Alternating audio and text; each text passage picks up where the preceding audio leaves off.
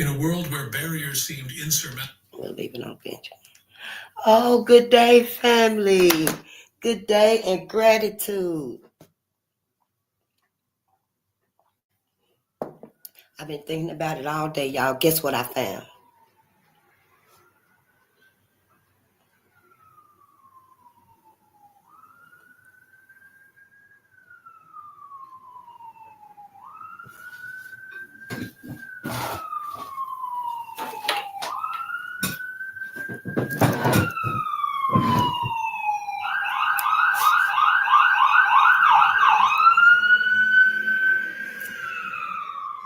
Remember when we read about Mary McLeod Bethune, and she started her school with $1.50, and we were talking together. We was talking together, and I said that she, had to get them little pencils like that, make that $1.50 stretch, and then look what I found today, a little small pencil.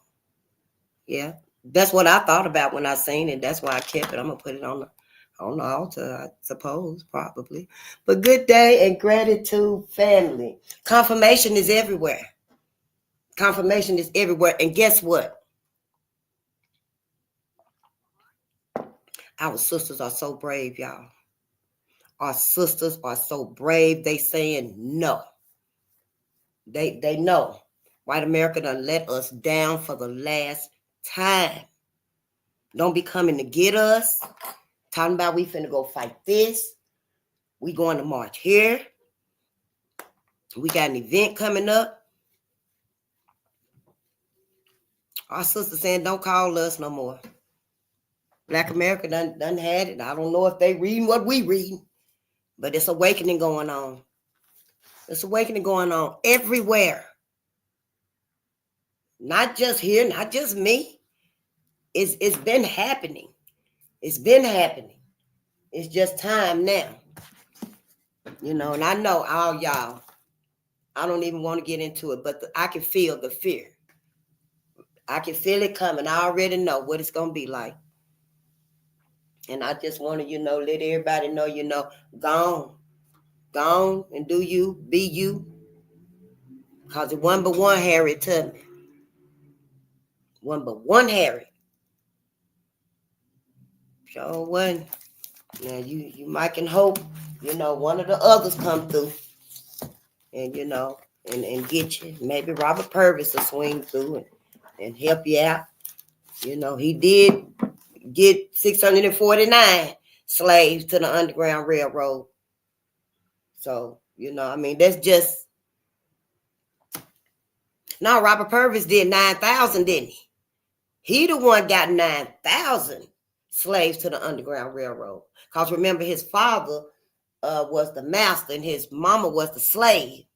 So and he stayed in the big house. Remember, he was raised in the big house, not out in the field with the other kids. And when the master, his daddy, died, he got all of the wealth. And he took that wealth and he used it for his mama people. He used it for the slaves. Every day he put one slave on the Underground Railroad. And in 30 years, that's when he started keeping a journal. Because it said in the journal from 1831 to 1861, he put one person. But before the journal, before that idea to start documenting it, he probably had already been doing it. But I just want to say, Black America, you're taking your chances. One but one Harriet, one but one Robert Purvis. Who else? William Steele. Remember William Steele moved. That's how we're going to remember him. He moved 649 slaves. We got to try to remember our ancestors. We got to come up with some kind of system so we can remember who's who did what, how they helped us, and we can keep them in our mind, in our life. Because we just done plumb forgot. We don't remember nobody. If it would talk to Malcolm and Martin, but those our ancestors were set before us.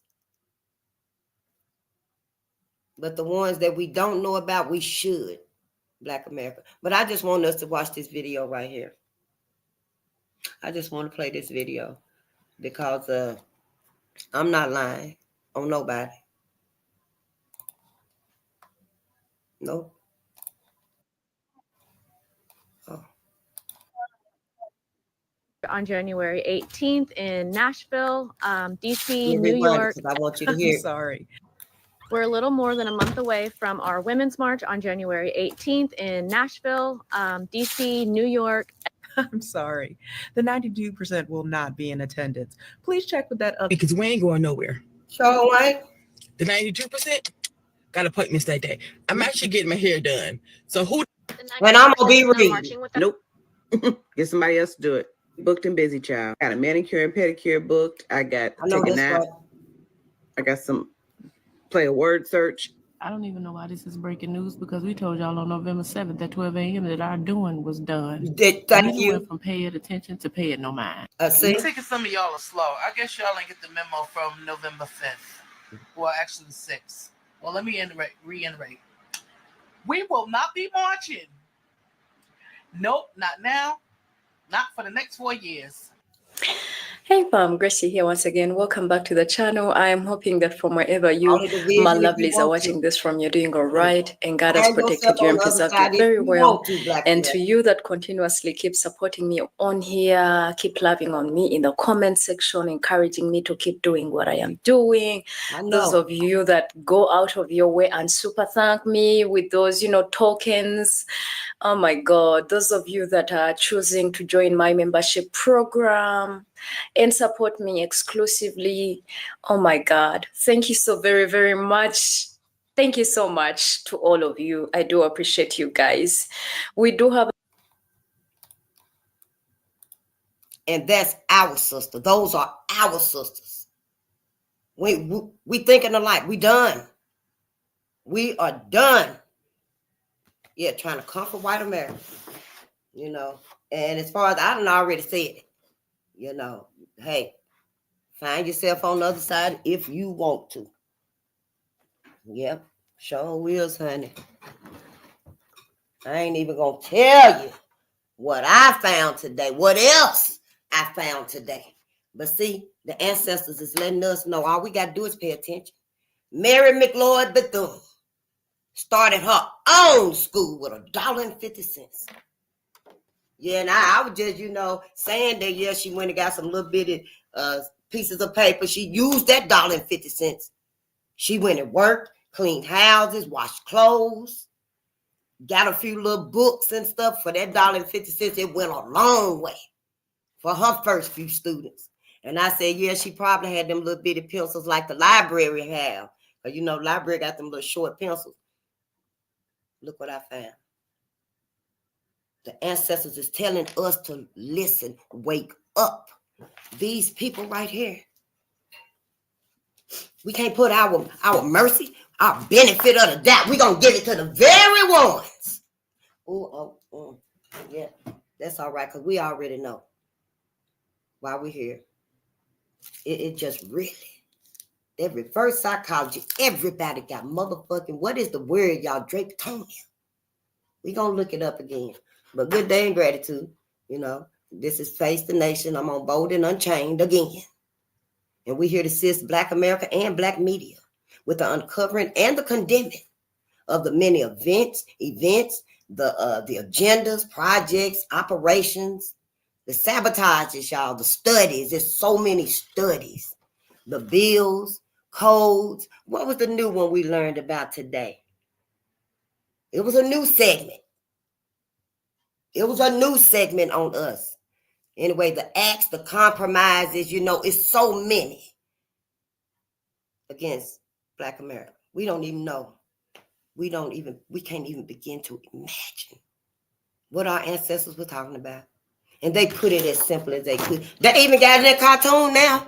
They got Neely Fuller in cartoon because we are so,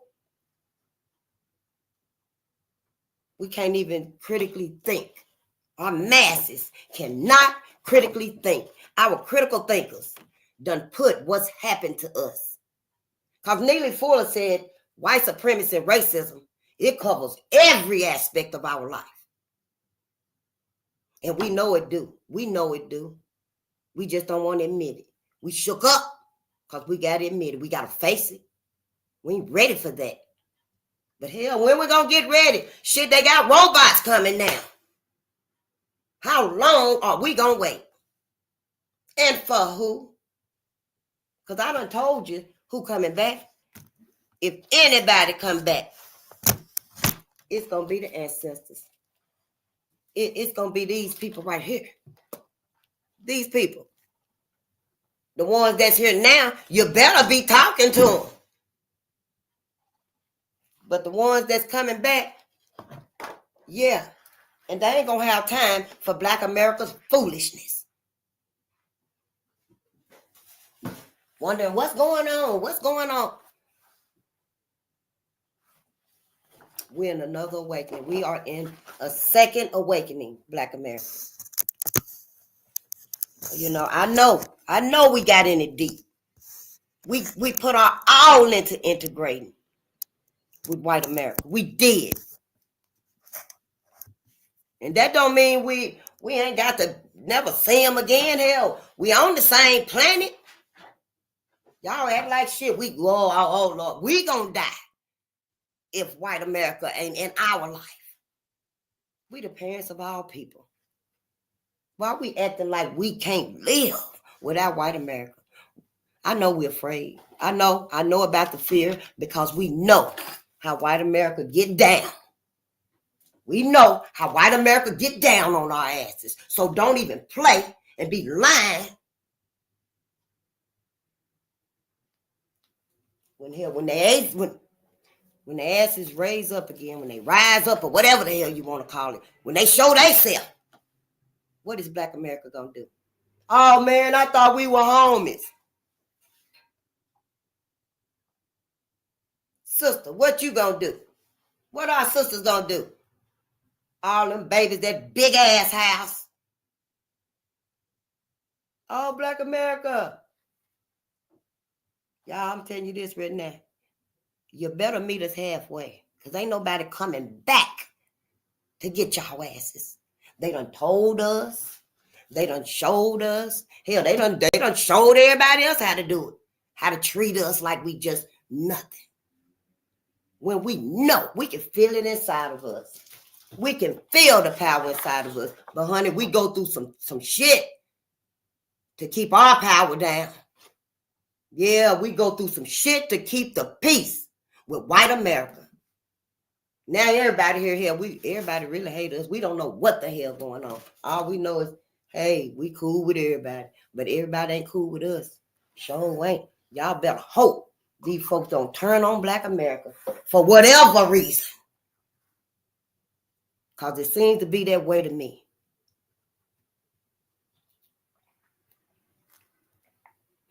And we looking through a spiritual lens, y'all. We ain't looking through no religious lens, because right here at Bolden Unchained, we ain't chained to nothing. No, nothing to do with white America. Matter of fact, we unlearning everything that we done learned from white America. They ain't got no benefit of the doubt whatsoever because they can't be trusted. They cannot be trusted. I don't care. Whatever we done gained, whatever progress we done made, is it to make up for this, the biggest secret?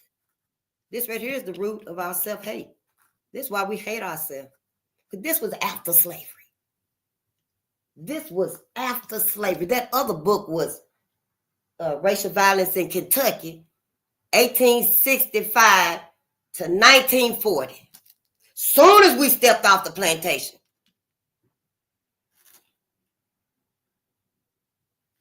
In this book right here, this is racial violence in the United States. This right here, this one right here is 1919. This one is 1919. Now we know about, the riots and stuff like of 63, with the hoses. They had 700 pounds of pressure. All them dogs, and we ain't never had no rest, had no peace. All are forgiven. So now we ain't looking at this right here through a religious lens. You know, we all, you know, do what we can so we can sleep at night. But, you know, forgive if you want to. But right here, that ain't no requirement. Right here, that ain't no requirement. I don't forgive nothing that was done to my ancestors. But you can if you want to. You can if you want to. What was done to my ancestors, I don't forgive it. Just like but I don't condone in violence either. So I wouldn't say, you know, though I'm non-violent, I wouldn't tell you to go out and be violent because vengeance ain't ours. It's too late now. What we trying to get violent for now? What our asses need to do is get the fuck out. See, we ain't supposed to be under white America still. All this time. But I know we got to fear because we know what they'll do once we build up our empires. We know. We don't even come together like that. Oh, no, you ain't finna come together. We ain't finna come over here talking about planning nothing because we shook up about that. We don't know it. We do. Maybe we don't know it. Maybe it's a subconscious thing, you know, that fear because we know how they ride on white America, how they ride on black America when we get to building and looking out for us and not needing their ass no more. We ain't around them no more. You know, I feel some type of way about it. I feel some type of way about it. And now we supposed to have some type of racial reconciliation. All the hatred we feel to each other because of this. Everybody acting like they don't know why we is a fucking mess. I had no idea. I learned about Tulsa in like 2013, I think. But I didn't have the book. I seen the videos and stuff. It was bad. It was motherfucking horrible. How could you do them things? But when you get the book and you read about some of this stuff done to human beings, and we, Black America, oh, we so friendly now, forgiving. No, we ain't finna talk about John Harper. Let me get this out the way. Copyright disclaimer under 107 of the Copyright Act 1976. Allowance is made for fair use for purposes such as criticism, comment, news reporting, teaching, scholarship, and research. Fair use is a use permitted by copyright statute that might otherwise be infringing. Non-profit, educational, or personal use tips the balance in favor of fair use. So we can do this. You can too. And you should. Start with the babies. Start with the babies. And just read our books to them. You know, the small, the easy books, the good books. Don't read them this ugliness. No, that would traumatize them before they can even understand the betrayal. Because we have been betrayed. Wholeheartedly, without a doubt, we have been betrayed. We can't even find solace in each other. We barely can find solace with ourselves. We so traumatized. Black America. I know y'all, everybody saying, no, we ain't. Hell, all our mentors out here telling us we ain't even had no healing from this. You better not talk about Red Summer. You better not bring up John Hartfield. And y'all know it. Black America know it. How's that going to help us? What about our well-being? What about our sanity? It don't make no sense to me. Why? Who are we loyal to? Who are we loyal to? Now, you know, because I see the New World Order. Everybody finna get some of this oppression now. But you know what? Who finna get the most? Black America. You know how other folks gonna lessen the pressure on them because they gonna sacrifice Black America. Some of Black America gonna sacrifice Black America. Shit like they doing now. Ain't no escape unless we wake up. We got to wake up. We don't, it's a wrap. Because everything, y'all, I don't know who said it, I forgot. But they said that if the circumstances is right, history can and it will repeat itself. Or something to that effect. And then it also said the people that don't know themselves are doomed to repeat whatever happened to them. It's deep, yeah. I probably should have wrote it and put that on the wall. So yeah, for us to just put that benefit of the doubt. All of this right here, which we don't know about it, but some of us know about this right here, And then as much as we on social media, we know, even if we ain't on social media, we know we getting the downloads. A lot of us are getting the downloads. We're experiencing ourselves. It ain't like white America ain't telling us. Hell, I still can't stand y'all motherfucking asses. So it ain't no excuse. It really ain't no excuse. Even with all the babies, the marrying and the mingling and the businesses and stuff, shit. Hell, you got a decision to make and they do too. Because white America can still repent. They can repent. That's what y'all want. Make they motherfucking ass repent and repay. Oh, and I did see something about reparations being paid too. Or maybe it was talking about like in California somewhere, but I didn't look at it. But all they got to do is repent and repay. We're not saying that some of them is still alive. Probably. Well, no, I guess not. How long ago was this? No, that was like 150 years, wasn't it? Yeah. I don't know about this right here. I'm going to start doing the time. Somebody told me to, pay attention to the chronological order. Learn the chronological order. So, yeah, I'll do that. Especially to help us to learn what other folks was going through. Because I feel like everybody been sacrificing us. That's why their ass ain't stepping up now. Teachers should have been the first ones. Oh, shit, we know we done fucked up. Let us start reading. Black babies, we got to start teaching them. Teachers should have been like, oh, we got to make up. We got to make up. We got to invent a curriculum and start really teaching Black children that's in our classroom. That's part of, making amends, repenting. But ain't nobody done that. No. Give us the law that we need. Pay us our reparations. Help us find some comfort. Help us get some healing. Hell, they ain't even offered us ever. I was listening to Dr. Joy DeGrasse, and she said we ain't never even had no healing. Oh, she broke it down. She broke it down from in slavery to the after slavery, the Jim Crow, and all of the other bullshit. Where that paper? There's so many of them. But we ain't never even had no healing, ever. Yep. And it better not ask for none. We probably better not ask for none. I am. But you better not ask for none because they don't even want to give us reparations. I'm just saying, if white America really feel like that, why don't they put their damn love where the vote is? Help us get what we need. They can do it overnight. They can do it. But see, that's because their asses is insecure. Ain't nobody ever had no intentions on helping Black America.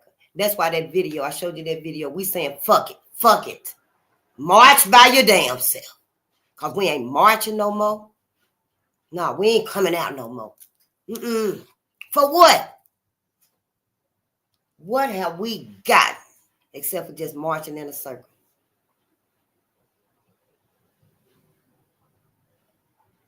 And the little opportunities we do get, hell, either they sabotaging or we sabotaging.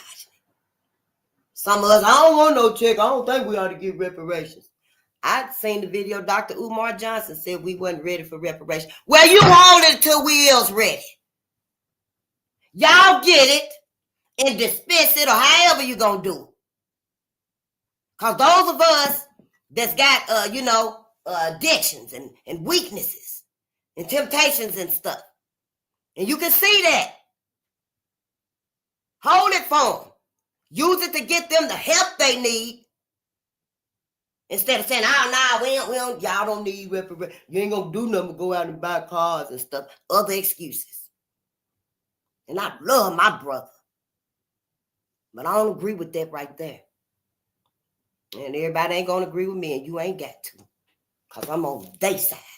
I'm on my ancestor side. Sure is. All of them. Every last one of them.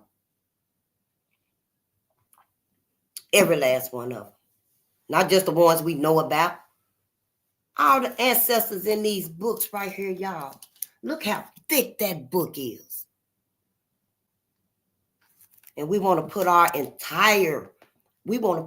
whole entire existence, our whole future, our whole generations to come in their hands. But don't y'all see the situations, the circumstances that's going on? They setting itself up for history to repeat itself. I mean, just look at it. When we were listening about the Project 2025. Y'all know Jasmine Crockett, Sister Jasmine Crockett. She out there letting their ass have it. Because, see, they taking us back. Back to what? Make America great again. Back to what? Back to this. And yeah, I didn't want it to be either. Hell, I didn't even know. I did not even know. My whole life. Hell, I thought everything was all right. I thought we was okay. Shit, I thought I was just fucking up. Falling in the same old hole over and over again. No, that hole was following me. The sabotages. Yep, the hole was following me. Yep, everywhere I step in, right in front of me. I moved there, it moved too. I moved back, it come back. Yeah, because I wasn't paying attention. I wasn't focused. I thought everything was okay. Wasn't no sabotages, wasn't no traps. No, it wasn't none of that hell. I was just hell. Fucked up. I was gullible, naive. I thought it was me.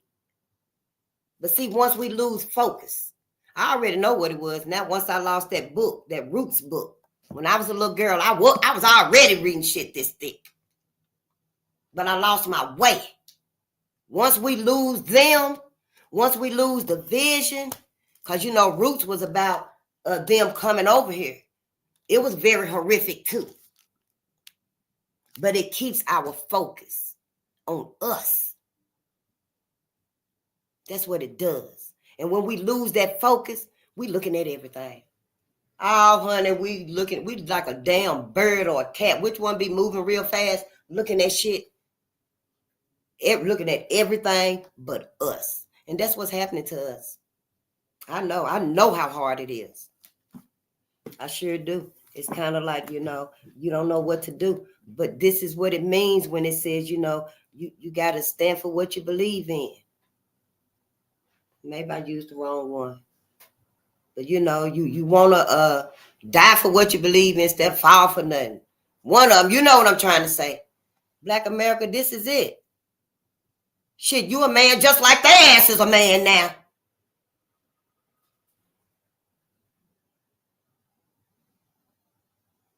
Hell, I know. Dr. Francis said that the white man done programmed us, done indoctrinated us to think that there's one man. Him. That's why we be like, oh, the man. And we know that's the man.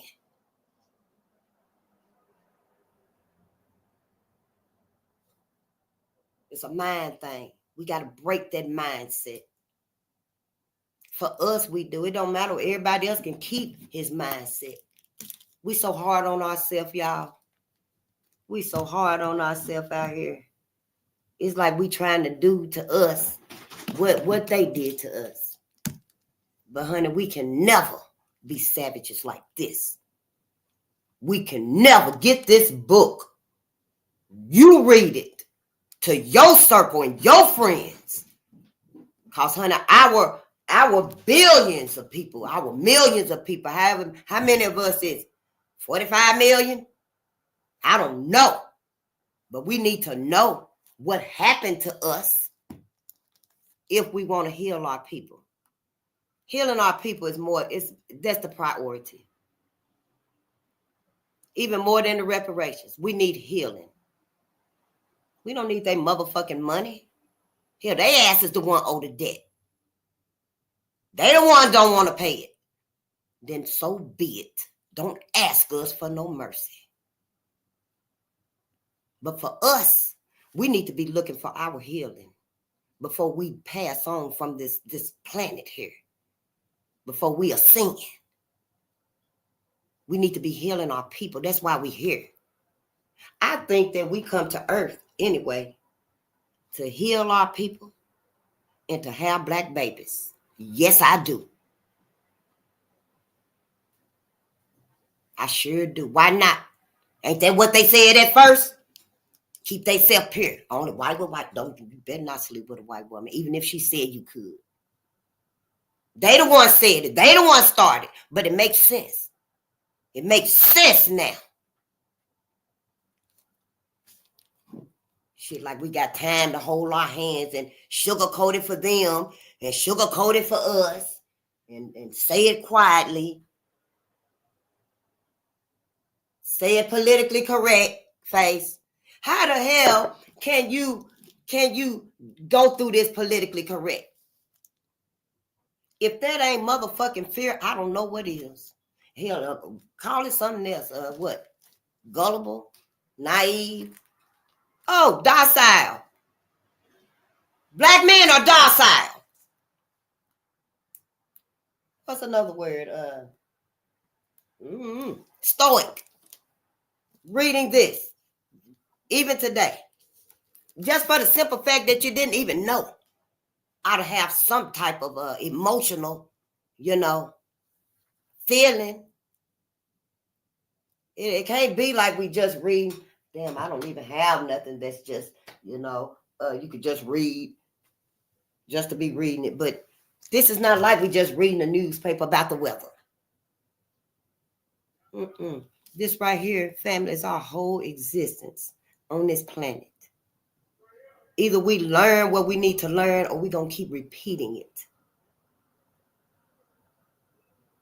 I know from their religious view, we got to forgive. But how about we forgive our ancestors? How about we do that instead of forgiving those that did the worst things anybody in this country ever endured? So how about we forgive us? Let's just try it. Let's just try to forgive us. Our ancestors who came along and built Black Wall Street. After being captured, enslaved, beaten, terrorized, they kept that metal mask on Black people for 100 years. Sold away from their children.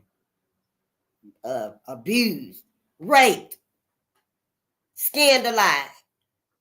Black Americans had to watch their loved ones being tied to horses and just ripped apart. How about we forgive us? How about we forgive us? After slavery. Like all of this right here. Because Black people was running for our lives. Is this why we hate ourselves? Because during this time, we weren't chained up. During this time, see, we wasn't in chains during this time either. We were free when this happened to us. Is this why we really hate ourselves? Because it's like, damn, we were free and we still didn't fight back. Ooh, I hate our motherfucking ass. Is that where the self-hate come from? Because we did fight back with what we had. But hell, when we had to run, we had to run. Our people had to flee for their very lives. Had to leave their sons, their daughters, babies just thrown in the fire. It's in the book. It was in the last chapter we read. I'm not lying. This is not a lie. For all the love, can we give some of it to us? For all the forgiving, can we give some of it to us? Our weaklings and our hotheads out here, we gotta fix that. The self-hate. Who taught us to hate ourselves? See, this ain't going nowhere. No, this self-hate ain't going nowhere. I don't care what we build up. It's temporary. Whatever we build up is likely temporary. Because we ain't got no healing. We ain't got no healing. And we know. Don't nobody want to tell us. But we know why we ain't came together. Why we won't come together. Shit, y'all better quit motherfucking playing. Shit, like, oh no, we don't come together because of us. Hell, that's why we fucked up. Because we scared to come together. We ain't got nothing else to do. Shit, we so motherfucking against us, mad at us, self-hatred. Just hate ourselves. We don't let ourselves be controlled like this when we should have motherfucking left. Got the fuck away from their asses. Don't bring your ass around us. We done got away from y'all ass. We building up again. But now we had to go all in. Every time we could have left their ass. We never did it. So don't act like the division right here at Bolden Unchained, honey, because we late to the fight. We are late to the fight. I came here by myself. That's what took me so long. I walked the whole way around. Then I showed up. So yeah, don't act like shit. Oh, now here we go. Face dividing the people again, bringing up that old shit again. Now it's everywhere. It is everywhere. Everybody talking about it. White people even talking about it. Oh, black folks waking up. They feel it. They feel the energy. But see, what everybody failed to realize is that everybody finna get some of this oppression. Mankind and humanity in danger. Sure will. The plant life in danger. The sea life, marine life in danger. Why? Because everybody want to just ride on the black man. The whole time America ain't done nothing but ride down on black men. The black man, the black woman, and the black child, the black boy. Just soon they find out it's a boy child when the woman pregnant, that they already, push the button. Push the button. You must push it green and stuff because they sure falling for a long time. Yeah. I know, right?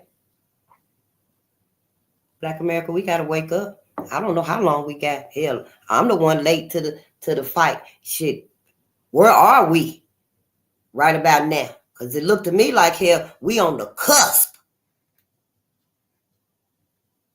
Yep, and we ain't ready for it. That's why we got to give all of this to us. We can't afford it. We can't afford to give our benefit of the doubt, our energy, our time, our creations, our thoughts, our ideas. We got to see how the hell we gonna survive in this new world order here. I mean, shit, we got, with the issues we already fighting, we got some more issues to fight. Now, ain't that a bitch? Who y'all think gonna save mankind and humanity? I'm just saying, who y'all think gonna save mankind and humanity? Everybody waiting on the black man to wake up. Hell, the pets of the world. Them majestic pets. When I finally thought about it, they are majestic, ain't they? Them elephants and the tigers and the giraffes and stuff. They are majestic, ain't they? Pets of the world. Yeah. And they got their motherfucking asses over there posing up on them. Some of them extinct. Some of them are extinct. Yeah, they waiting too. They waiting on Black America to wake up too. Everybody waiting on Black America to wake up. Yeah. But white America is like, oh, hell no. No, you ain't. You better not wake up. Sure wheels, honey. And you know, I don't know, maybe it's this generation. Or maybe I don't know, hell. I don't feel like, 52. But I don't know, it's like a difference. Cause where's everybody at in the fight? Hell, I'm looking around, shit. I'm glad I'm here with y'all, cause shit, everybody else like, oh hell no, face. They looking at me like shit. I'm the one that's at the wrong fight. What the hell? So yeah, that's why anytime y'all feel like y'all got to go, you can. Cause hey, I know whose side I'm on. I'm here. I'm on my ancestor side. I'm not here for nobody else, no other peoples. Our first and final concern is Black America. Sure will, honey. The welfare, and that's where I want to be at. So if I don't put the word out that I'm doing something else, I'm not. We are here for the well-being, the welfare, and the sanity of Black America. That's it, and that is all. We don't harm no other people. If you hungry, we'll give you a blanket. Give you a sandwich, a cup of water. If you need that, I don't put nobody in my cars and homes and stuff like that, but you know what I'm saying. But other than that, and that right there is being cordial to your fellow man. That's all Black America had to do. We didn't have to go doing all that extra. We did not have to go doing all that extra. They showed us just a little bit. We went all in on it. Ain't healed nothing. We ain't healed nothing. They ass is the one wrote the books.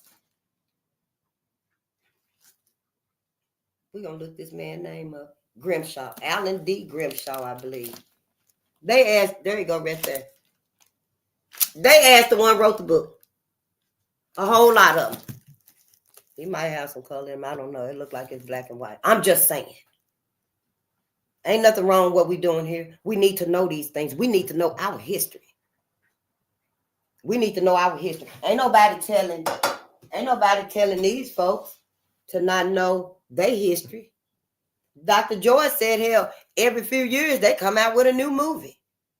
I think she said like every 10 years or something like that, they come out with a new movie because they want to make sure it never happens again. And they're going to make sure everybody know it ain't going to happen again. But us, Black America, we want to forgive. We want to forgive. Let's just forgive them. Wow, how about we forgive our ancestors? What about that? Let's forgive our ancestors. Ain't it something that's what the Bible was talking about? Is it possible, y'all? I'm going to get us a Bible somewhere. Because where is our forgiveness for us? All this self-hate. We act like we don't even know where the self-hate come from. We some motherfucking hypocrites. We act like we don't know why we hating ourselves. We really, Black America is really acting like we don't know why we hating ourselves. Wow. That shit hits like a ton of bricks. How could we? How could we really do that? Knowing we know exactly why we hate ourselves. Don't be lying and don't play about it. No, don't be lying to us because you can't lie to me. We cannot lie to me. That's it. Where the lie at? Where is the lie? See, we figure as long as we riding on us, taking us out, white America won't do it. White America won't do it. That's it. What they call it? Drapetomania. Drapetomania. We got to stay on the plantation because they said we crazy if we want to run away. Everybody got Drapetomania, but us feet right here. They're talking to you, be like, oh, fuck her and gone on the other side and stuff. But that's cool. Just know ain't nobody coming to get your ass. When the shit hit the fan and they asses pop off. Because we out there building. Black America is building. They got land and stuff. We trying to do for us. We trying to do for us. But we can only go so far. We can only go so far. So, I just advise us to, decide whose side we on. And the white people in your life and stuff, white America. Because that's who did it. Everybody hate us. But shit, everybody hate us. That's white America's doing it. See, everybody didn't immediately, just automatically. Out of the blue. Just hate us. White America done taught everybody this mindset. Everybody fucked up. Everybody fucked up. But the white man act like they the saviors. Ain't that fucked up? And we really know firsthand. Shit, don't be mad at me. Shit, hell, 2025 allegedly. Allegedly 2025, and we still beating around the bush. But to act like we don't know why we hate ourselves. Ooh, I must have took a long way around, honey. Cause damn. Is that what we're doing? Dr. John Henry Clark said something about why we dumbing down ourselves. Yeah, why we dumbing down scared of white America, say you doing too much. Well, hell, we done did it all. We come together, just stop the bullshit. Come together. That's all we need. Hell, why can't we do us? Make the world a better place and let their asses do them. Keep your robots and Sophia and the flying cars and shit. You better not cross that line because we don't want to have nothing to do with it. Ain't nothing good gonna come to us in this new world order. Hell, I didn't know they were building some shit like that.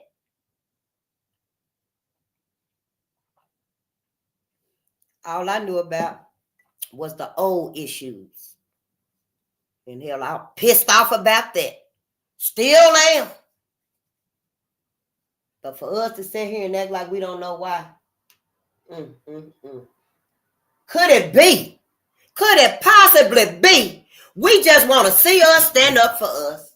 We just want to see us say, stop the bullshit line, repent and repay us.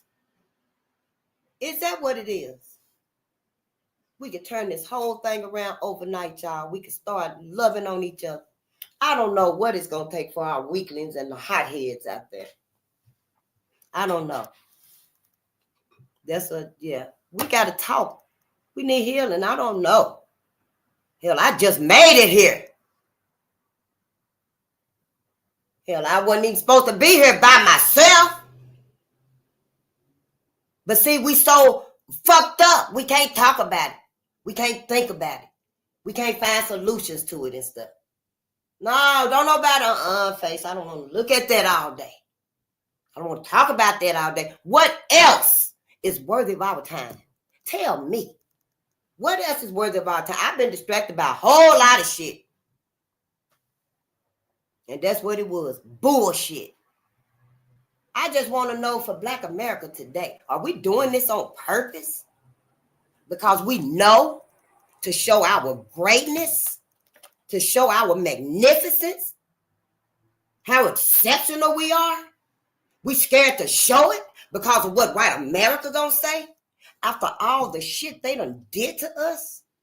Is that what's going on with Black America? Because if it is, honey, I'm finna call every ancestor behind me and your ass. Because it don't even resonate. Why Black America just so fragmented. Oh, don't sound. We ain't gonna talk about that and stuff. Yeah, man, turn that shit off. Your ass was the main one. Your ass, brother, was the main one that they was after. They was after your ass. Oh, they feel like they can handle us. Oh, yeah, get their ass pregnant with some babies keep it going with whites and just completely wipe us out. But you, they was after your ass. Since everybody want to act like, oh, we don't know why Black people acting like this. So what's wrong with y'all? Yeah, we're going to read a little bit. Let's read. Oh, my ancestors. Ooh-wee. Let's turn on the ceiling fan because, oh, shit.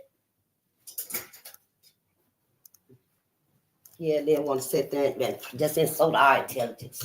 Just tell us anything. Been telling us anything for the longest.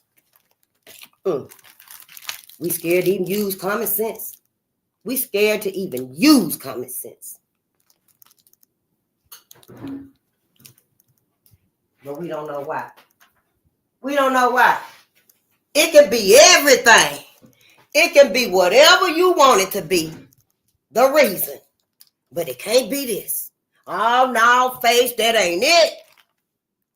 Don't you say that's what's wrong with us, because it's not. It's drugs that's wrong with us. How the hell did drugs get in our community? Who community was flooded with drugs? It ain't that. It was the education. Who the fuck is controlling the education that we taught? No, face, it ain't that. It's religion. We ain't right with God. So many excuses. One after the other, after the other, after the other. We doing that. Is it on purpose? Is it on purpose? Because this is my first time. This is my first time. Really knowing what's happened to us. Why we ain't healed. All our ancestors, so many. Man, what must they think of us? What are they trying to tell us? And we just keep ignoring them. Won't even say thank you, ancestors. Yeah, we give all the credit away. We don't give them no credit. Not even a little bit. Not even 3 little words. Thank you, ancestors. We don't give them nothing. And they the ones.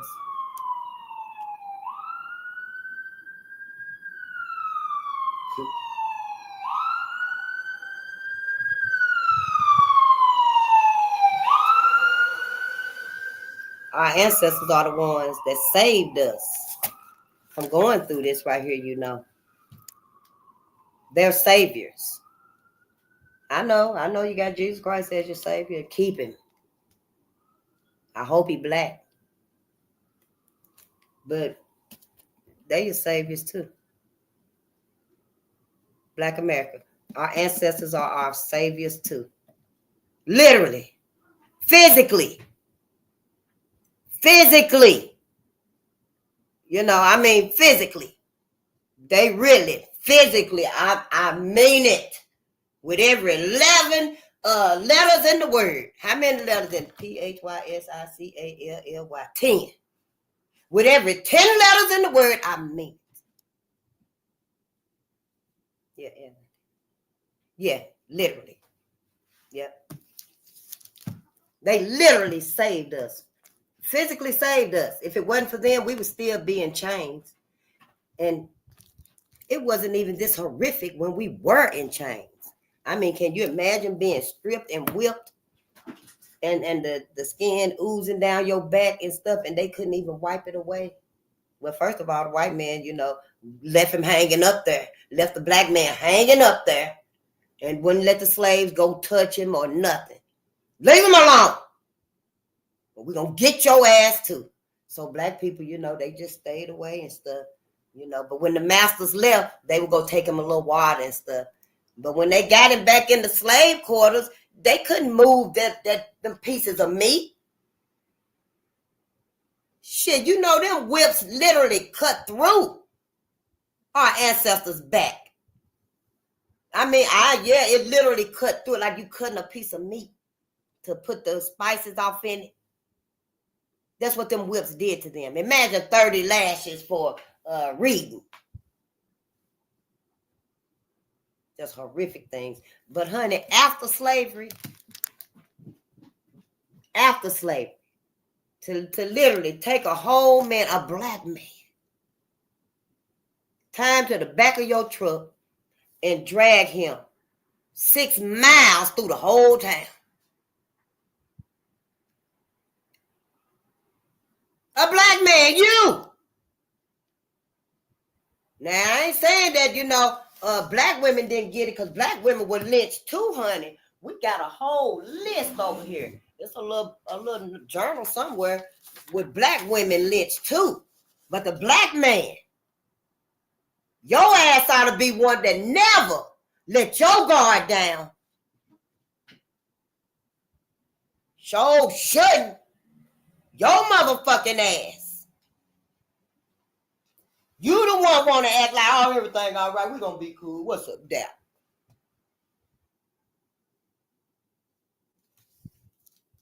Hell, we both got to fight this shit. We both got to look at what's going on. Hell, this ain't where one of us can heal and the other one don't. The same way the cosmos manifested the black man and the black woman, that's how it's supposed to be.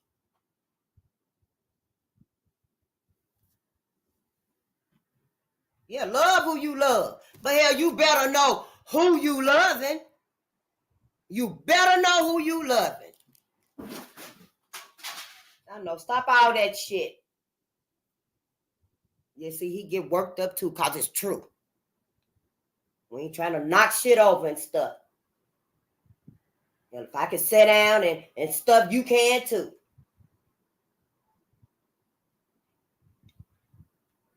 You don't see me over here throwing stuff and jumping and shit. That's what needs to be on our mind. We need to keep our eyes on the prize because everybody else is. Everybody else is, honey. Ooh, I bet they just loving it galore. What we gonna do? We got some serious critiquing to do. But yeah, we can't do it here though, right? I talk too much as it is, but hell, I ain't saying nothing that nobody else ain't said. I ain't saying nothing that we ain't thought about. Hell, we just ain't said it. Blame it on the fear. Blame it on the fear. I know we want to claim, oh, it's to keep the peace. No, it ain't. No, it ain't, because we ain't got no peace. We ain't got no peace, and we ain't had no peace. So stop that lie. Black America, we got to stop the lies. That's what's wrong with us. We ain't going to never heal.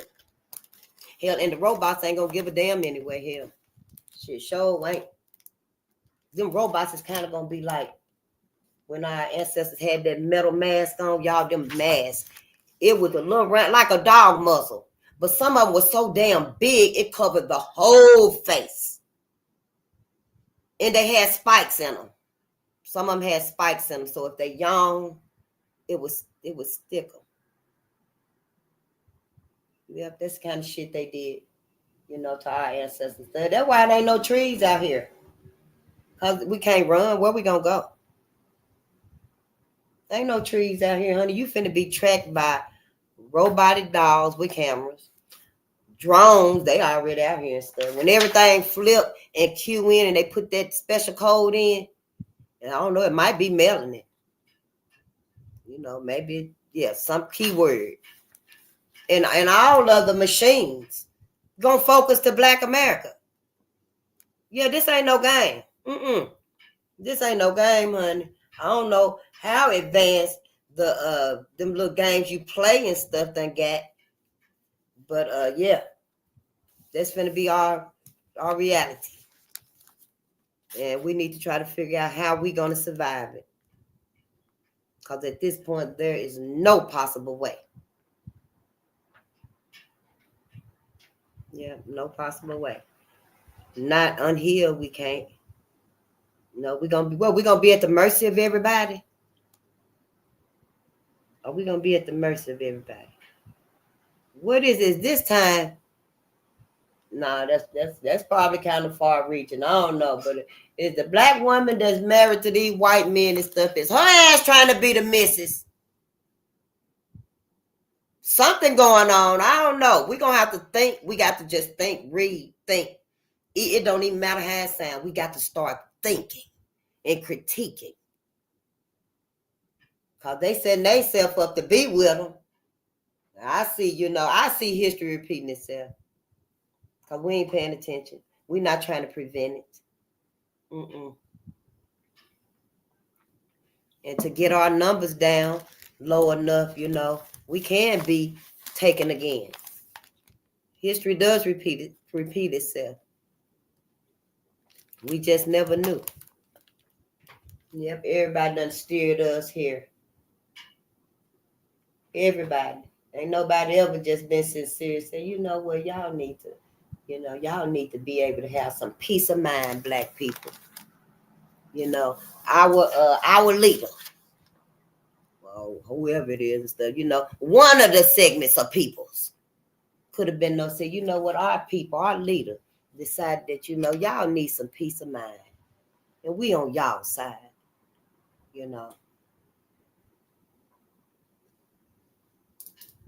But no. They probably ain't done it because they like, hell, they still around. They still up under white America.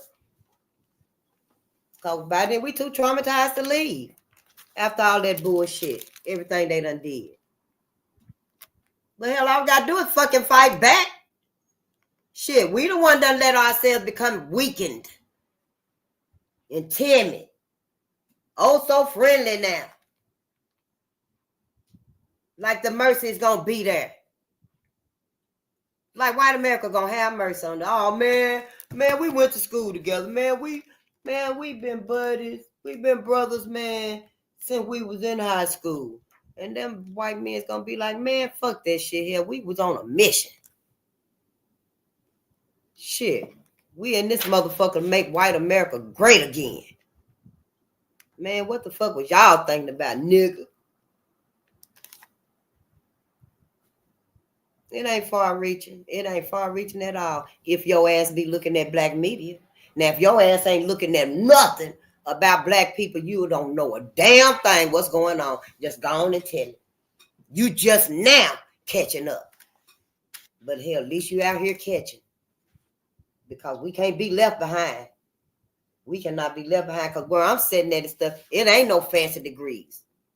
It ain't no big bank account money galore. Now, we thrifts right here. Yep, I sure do. We thrift store, garage sales, half-price bookstores. We ain't going to no Macy's and the Mall of America and shopping and taking trips. None of that. So then what they call it, income bracket? So this income bracket right here, yeah. We probably the last ones to get the information of what's going on. Because we ain't got them resources. I know I don't. That's why I keep my eyes on black media. Because I want to know what's going on. I want to know what the hell is going on with my people. And what does it mean for us?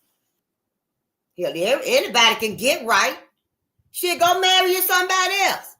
I bet you get right. But your ass won't give a damn about black people. You better not say, baby, why don't we donate? Why don't we start this up?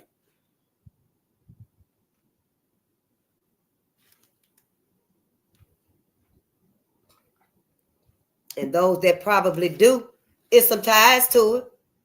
Yep, it's some ties to it. Don't be goddamn it helping me, but keeping tabs on me. That's all right. Black America, we've been set up the worst way. And we don't even know it. We still don't know it. Because our asses, we too damn scared. We too timid. Yeah, everybody we friends with everybody. Man, we've been partners, man. Shit. Hell, them white men thinking about white men.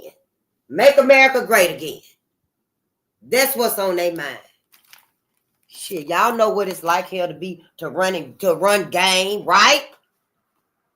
Shit, y'all know what it's like to run game and to manipulate a motherfucker and to what is it? To string you along. But damn, I know, right? For decades.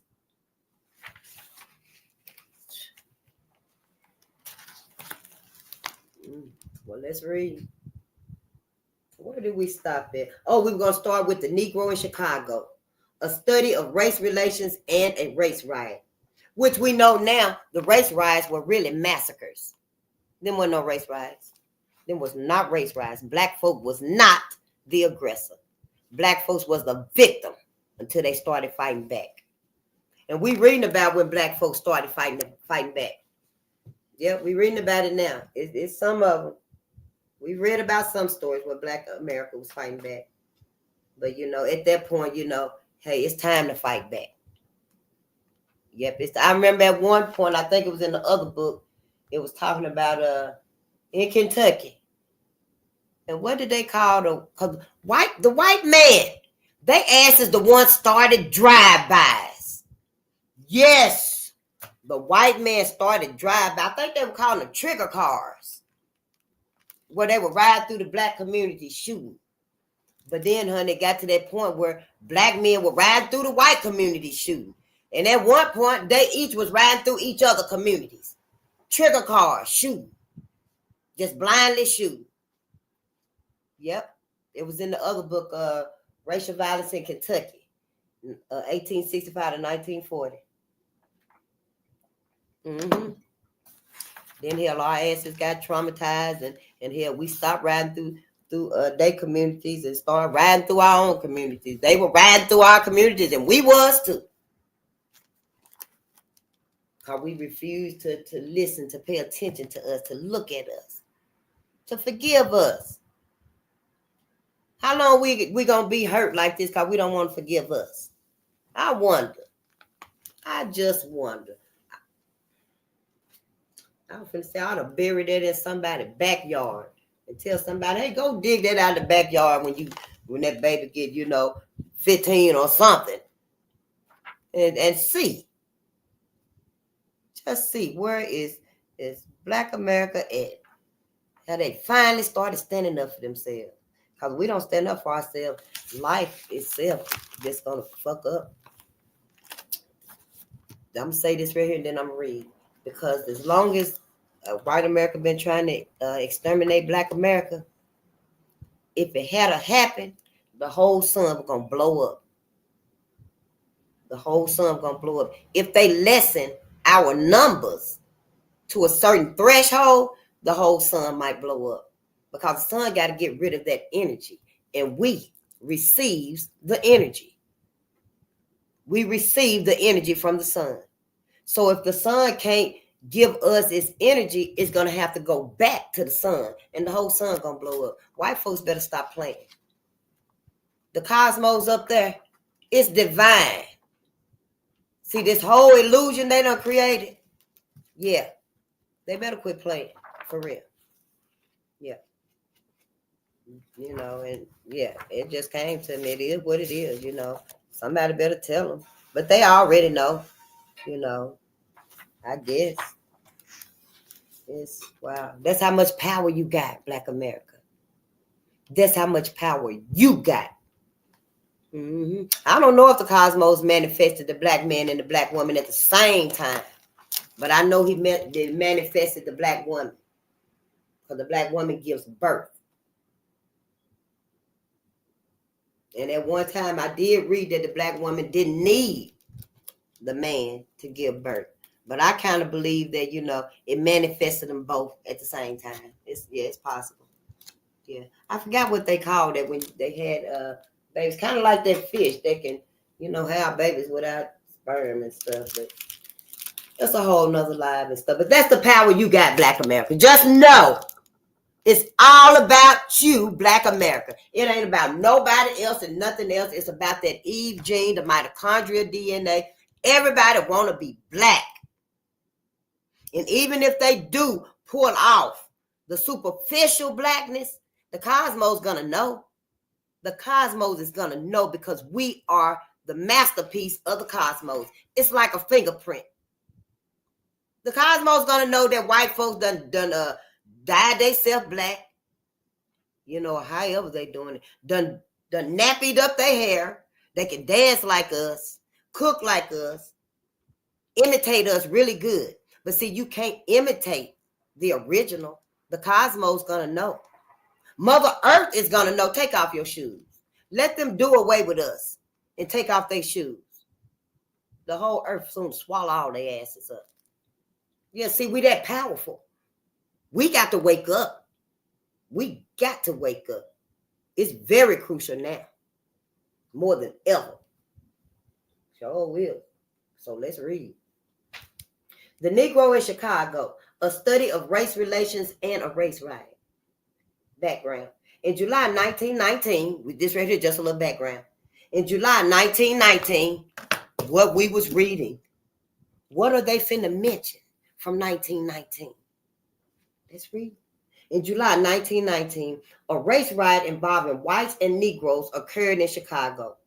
For some time, thoughtful citizens, white and Negro, had sensed increasing tension. They felt it. But having no local precedent of riot and wholesale bloodshed, it had never happened before. So they thought maybe it's just a feeling, you know, it had never had a riot there before. Oh, was this Eugene Williams? When it was so hot, everybody went to the beach. And the color line, white folk went to their beach, black folk went to their beach. And the black teenagers was on their little floating pad, and they crossed the line.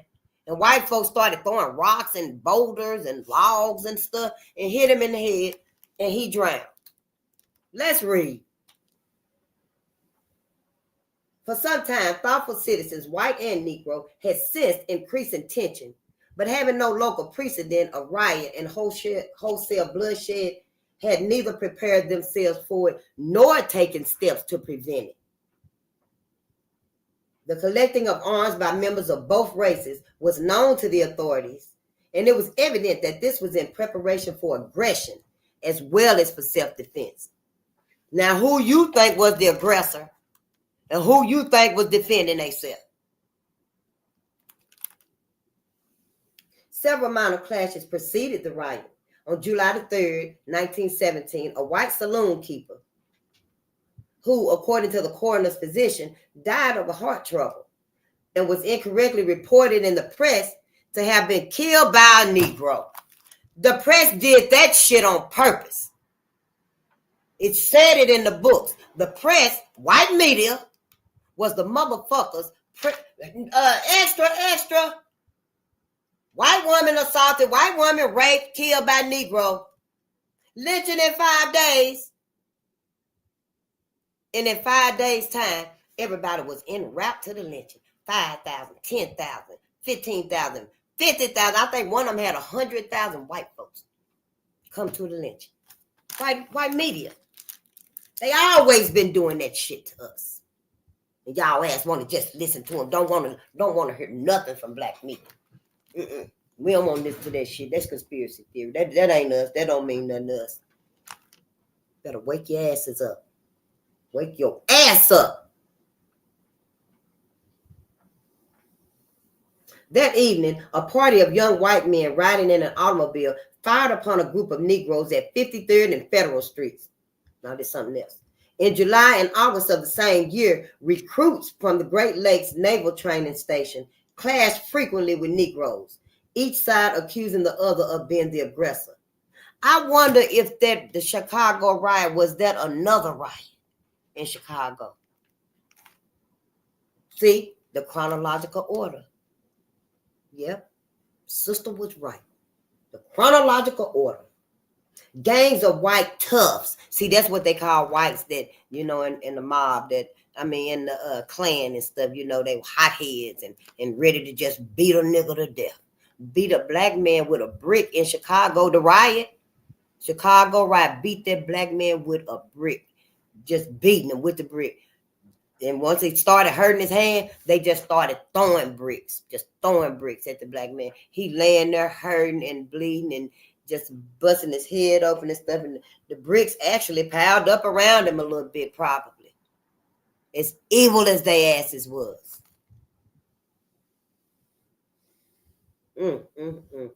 Gangs of white toughs made up largely of the membership of so-called athletic clubs from the neighborhood between Roosevelt Road and 63rd Street, Wentworth Avenue, and the city limits, a district contiguous to the neighborhood of the largest Negro settlement. Let's read that again. Gangs of white toughs made up largely of the membership of the so-called athletic clubs. These athletic clubs was in the neighborhood between Roosevelt Road and 63rd Street, Wentworth Avenue, and the city limits, which was the district that was around the largest Negro neighborhood. Why the fuck would they have their shit even remotely close to the Negro neighborhood? So they ask and monitor and keep watch. That's why. Oh shit. The activities of these gangs. Wait a minute, hold on. Look like I missed something. Oh, anyway, this were a constant menace to Negroes who traversed sections of the territory going to and from work. See, that's what it was saying. These gangs of white toughs were a constant menace to Negroes who traversed sections of that territory going to and from work. So when Black Americans, Black men, Black women had to go through there, going to work and coming home and stuff, the threat was there. They asses was there.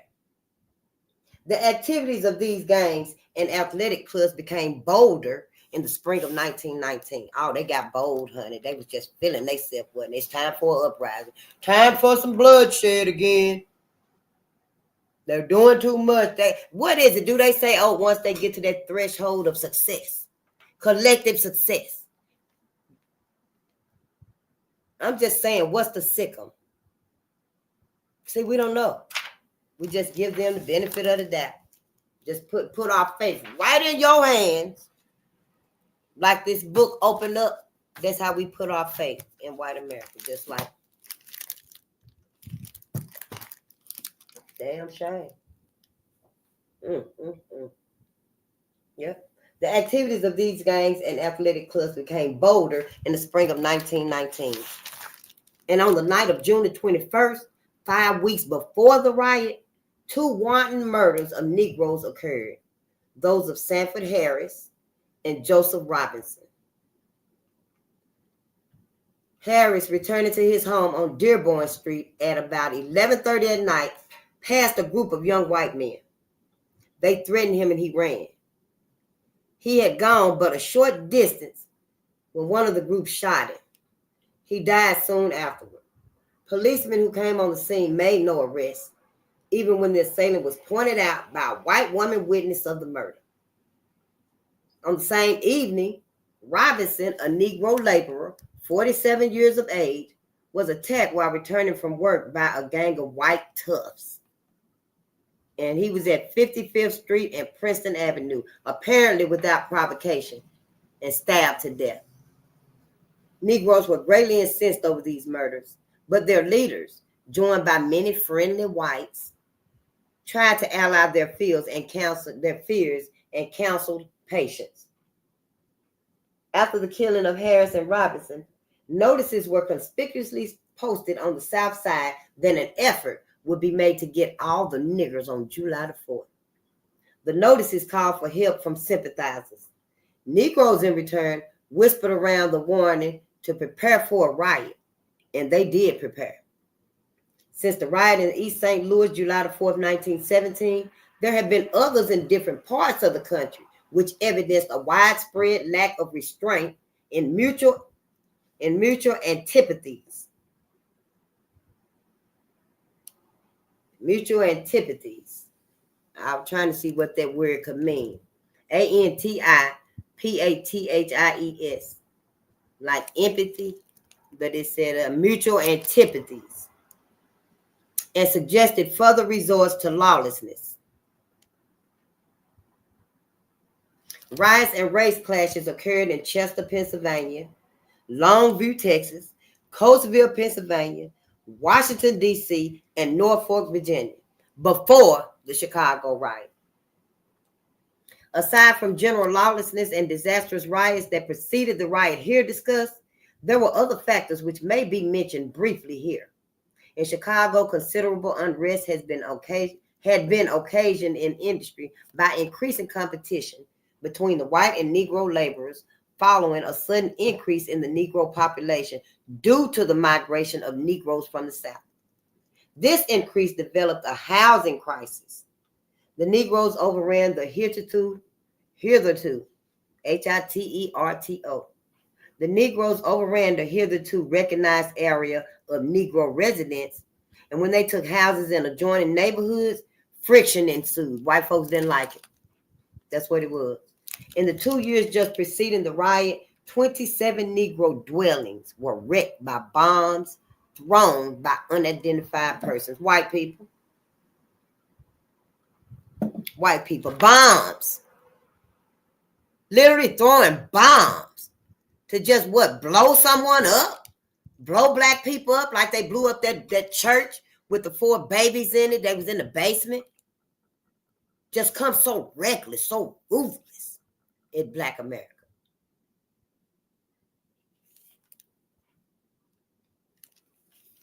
Story of the riot. Sunday afternoon, July the 27th, 1919. Hundreds of white and Negro bathers crowded the lakefront beaches at 26th and 29th Streets. This is the eastern boundary of the thickest Negro residence area. At 26th Street, Negroes were in great majority. At 29th Street, there were more whites. An imaginary line in the water separating the two beaches had been generally observed by the two races. Under the prevailing relations, aided by wild rumors and reports, this line served virtually as a challenge to either side to cross it and see what's going to happen. 4 Negroes who attempted to enter the water from the white side were driven away by the whites. They returned with more Negroes, and there followed a series of attacks with stones. First one side gaining the advantage, then the other. Eugene Williams, a Negro boy of 17, entered the water from the side used by Negroes and drifted across the line supported by a railroad tie. He was observed by the crowd on the beach and promptly became a target for stones. He suddenly released the tie, went down, and was drowned. Guilt was immediately placed on Stauber, a young white man, by Negro witnesses who declared that he threw the fatal stone. White and Negro men died for the boy without result. Negroes demanded that the policeman present arrest Stauber. He refused, and at this crucial moment, arrested a Negro on the white man's complaint. Negroes then attacked the officers. These two facts, the drowning and the refusal of the policeman to arrest Stauber, together they marked the beginning of the riot. 2 hours after the drowning, a Negro, James Crawford, fired into a group of officers summoned by the policemen at the beach and was killed by a Negro policeman. Reports and rumors circulated rapidly. Everybody was talking about it and stuff. That's all they were talking about. The energy was so high, you know. Reports and rumors circulated rapidly, and new crowds began to gather. Everybody was coming. People were coming. You know, white folk were coming, and you know why they were coming. They were ready. And black people were fed up too. Yeah, black people were fed up too. It was finna be on. Yeah. 5 white men were injured in clashes near the beach. As darkness came, Negroes in white districts to the west suffered severely. Between 9 p.m. and 3 a.m., 27 Negroes were beaten, even stabbed, and 4 of them were shot. Monday morning was quiet, and Negroes went to work as usual. Returning from work in the afternoon, many Negroes were attacked by white ruffians, RUFFIANS, ruffians. Street at transfer points were centers of lawlessness. Trolleys were pulled from the wires, and Negro passengers were dragged into the street, beaten, stabbed, and shot. The police were powerless to cope with these numerous assaults.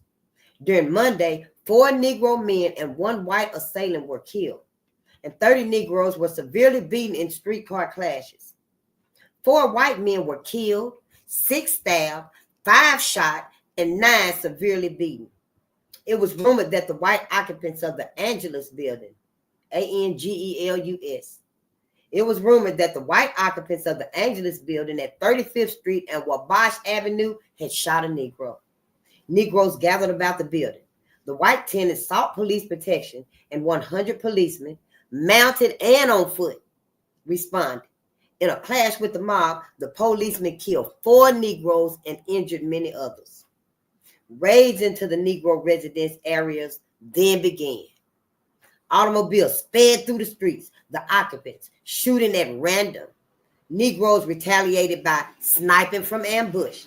At midnight, surface and elevated car service was discontinued because of a strike for wage increases, and thousands of employees was cut off from work. Then on Tuesday, July the 29th, Negro men en route on foot to their jobs through hostile territory were killed. White soldiers and sailors in uniform, aided by civilians, raided the Loop business section, killing 2 Negroes and beating and robbing several others. Negroes living among white neighbors in Inglewood, like far to the south, were driven from their homes. Their household goods were stolen and their homes were burned to the ground or wrecked. On the west side, an Italian mob, excited by a false rumor that an Italian girl had been shot by a Negro, killed Joseph Lovings, a Negro. Wednesday night at 10:30, Mayor Thompson yielded to pressure and asked the help of the 3 regiments of militia, which had been stationed in nearby armories during the most severe rioting, awaiting the call. They immediately took up position throughout the South Side. A rainfall Wednesday night and Thursday kept many people in their home, and by Friday, the rioting had abated. On Saturday, incendiary fires burned 49 houses in the immigrant neighborhood west of the stockyards. 948 people, mostly Lithuanians, Lithuanians, mostly Lithuanians, were made homeless, and the property loss was about $250,000. Responsibility for the fires was never fixed. The total casualties of this reign of terror were 38 deaths, 15 white, 23 Negro, and 537 people injured. 41% of the reported clashes occurred in the white neighborhood near the stockyards between the south branch of the Chicago River and 55th Street, Wentworth Avenue, and the city limits, and 34% in the Black Belt between the 22nd and 29th Streets, Wentworth Avenue, and Lake Michigan. Others were scattered. Responsibility for many attacks was definitely placed on many witnesses upon the athletic clubs, including Raging Colts, that's R-A-G-E-N, Raging Colts, C-O-L-T-S, the Hamburgers, the Alywards, A-L-Y-W-A-R-D-S, Our Flag, the Standard, the Sparklers, and several others. Oh, wow. Dang. Ooh, that was the name of their subgroups, I guess, the KKK subgroups. Yeah, the mobs were made up for the most part of boys between 15 and 22. Older persons participated, but the youth of the rioters was conspicuous in every clash. Little children witnessed the brutalities and frequently pointed out the injured when the police arrived. Little kids were saying, "There you go," pointing out the black man. And then the black man go over there and start beating. But that's what I think. Rumors and the riot. Wild rumors were in circulation by word of mouth and in the press throughout the riot, and many provoked many clashes. Because they were just lying. Wild rumors were in circulation by word of mouth and in the press throughout the riot, and it provoked many clashes. These included stories of atrocities committed by one race against the other. Reports of the numbers of white and Negro dead tended to produce a feeling that the score must be kept even. An eye for an eye. Did it get to be an eye for an eye? Newspaper reports, for example, showed 6% more whites injured than Negroes. As a matter of fact, there were 28% more Negroes injured than whites. The Chicago Tribune on July 29th reported 20 persons killed, of whom 13 were white and 7 colored. The true figures were exactly the opposite. Among the rumors provoking fear were numerous references to the arming of Negroes. In the Daily News on July the 30th, for example, appeared the sub-headline, Alderman Joseph McDonough, McDonough, tells how he was shot at the Southside visit, on a Southside visit. She says enough ammunition in section to last for years of guerrilla warfare. In the article following, the reference to ammunition was repeated, but not elaborated or explained. The alderman was quoted as saying that the mayor contemplated opening up 35th and 47th Streets in order that colored people might get to their work. He thought this would be most unwise for, he stated. They are armed and white people are not. We must defend ourselves if the city authorities won't protect us. Continuing his story, he described bombs going off. I saw white men and women running through the streets, dragging children by the hands and carrying babies in their arms. Frightened white men told me the police captains had just rushed through the district crying, "For God's sake, armed, they're coming. We cannot hold them." A damn lie. Whether or not the alderman was correctly quoted, the effect of such statements on the public was the same. There's no record in any of the riot testimony in the coroner's office or the state attorney's office of any bombs going off during the riot, nor of police captains warning the white people to arm, nor of any fear of whites of a Negro invasion. In the Berger-Odman case, Berger-Odman, Berger-Odman. In the Berger-Odman case before a coroner's jury, there was a statement to the effect that a sergeant of police warned the Negroes of Ogden Park to arm and to shoot at the feet of rioters if they attempted to invade the few blocks marked off for Negroes by the police. The Negroes were warned, not the whites. Conduct of the police. Chief of Police John J. Garrity, in explaining the inability of the police to curb the rioters, said that there was not a sufficient force to police 1/3 of the city. Aside from this, Negroes distrusted the white police officers, and it was implied by the chief and stated by the state's attorney Hoyne that many of the police were grossly unfair in making arrests. There were instances of actual police participation in the rioting, as well as neglect of duty. Of 229 persons arrested and accused of various criminal activities during the riot, 154 were Negroes, and 75 of them was white. Of those indicted, 81 was Negroes and 47 was white. Although this, on its face, would indicate great riot activity on the part of the Negroes, further reports of clashes show that of 520 persons injured, 342 were Negroes and 178 were whites.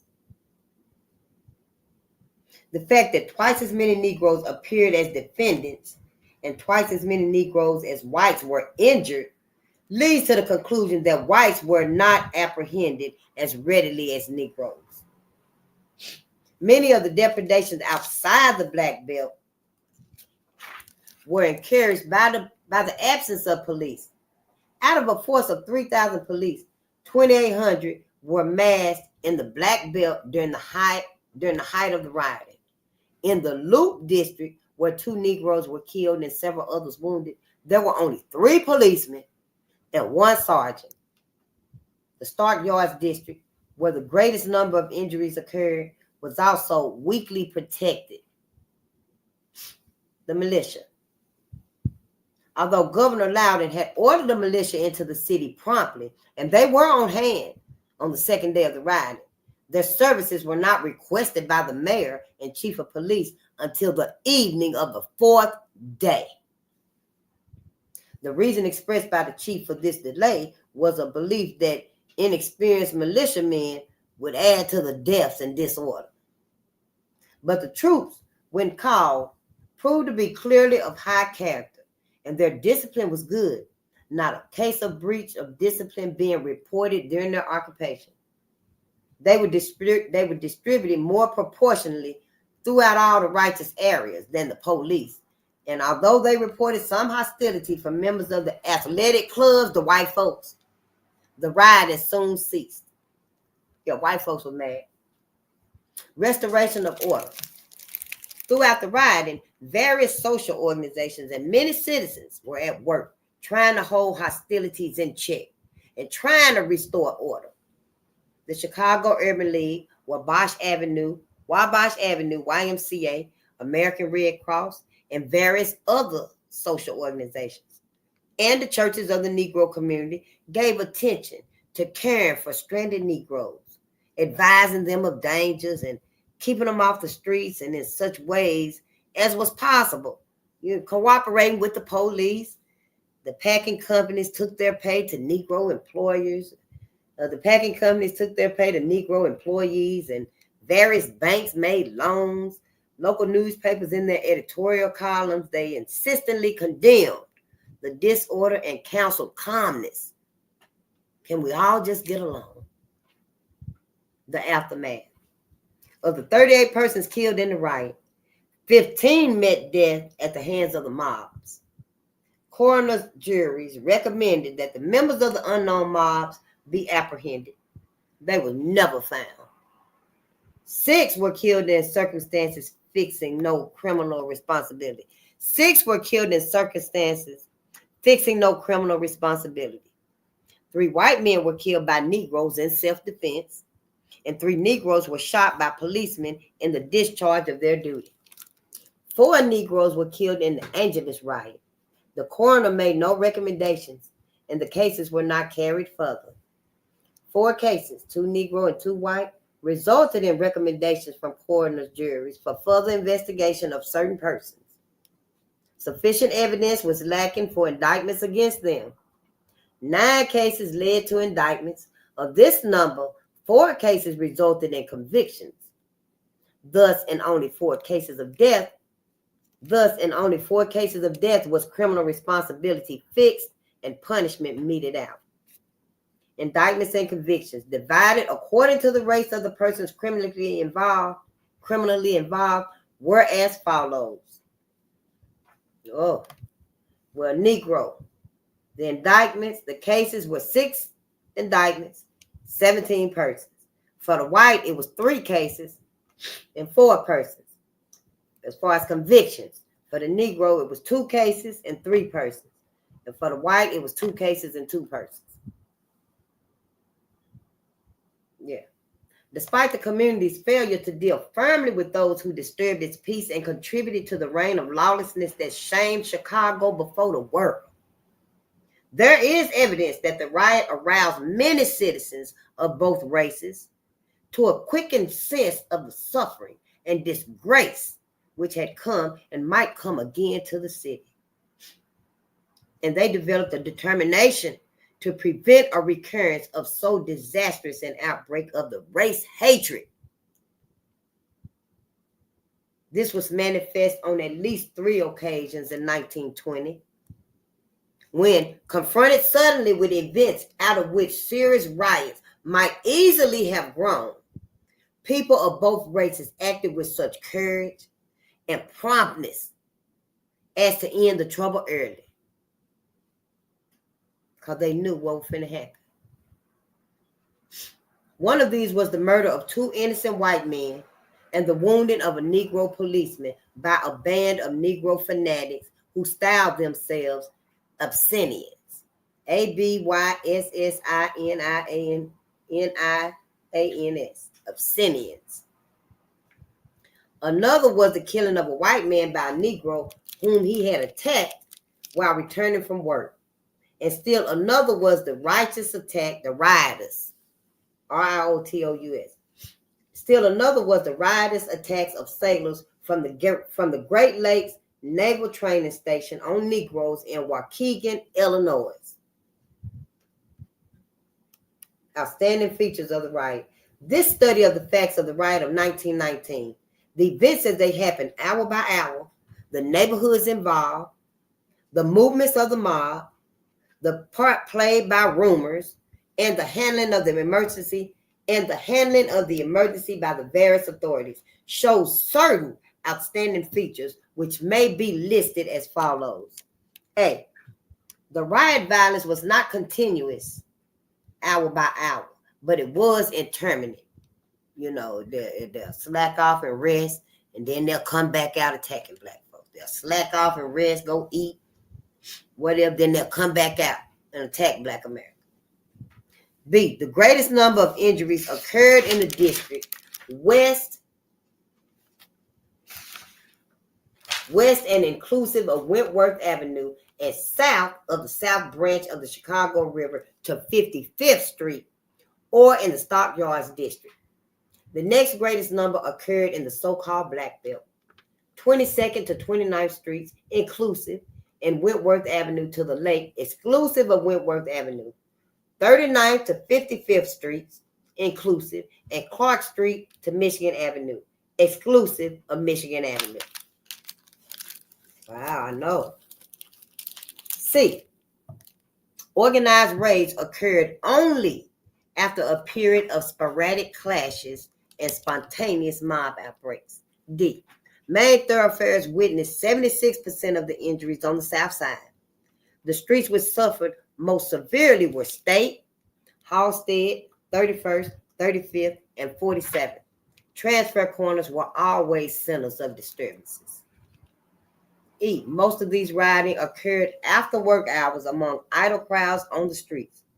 This was particularly true after the streetcar strike began. F, gangs, particularly of young whites, formed definite nuclei, N-U-C-L-E-I, formed definite nuclei for crowd and mob formation. Athletic clubs supplied the leaders of many gangs. So they were learning how to fight so they could go out and attack black men. That's why they were learning how to fight. And they had those athletic clubs in our communities to intimidate black men who weren't, really aggressive at all. They had to learn to fight back. And they did, But these guys right here, they give me the idea that they like, really roughhouse, professional like almost, if you want to call it that. In their attackings of men in the neighborhood as they were walking to and from work and stuff.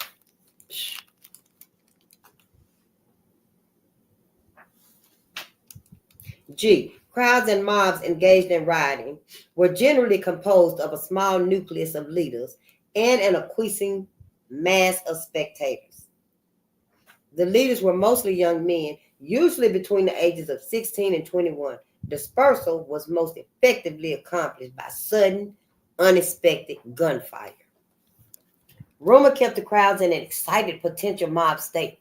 The press was responsible for giving wide dissemination to much of the inflammatory matter in spoken rumors. Though editorials calculated to ally race hatred and help the forces of order were factors in the restoration and peace. Well, I guess they started trying to do right and still cheated us at the same time.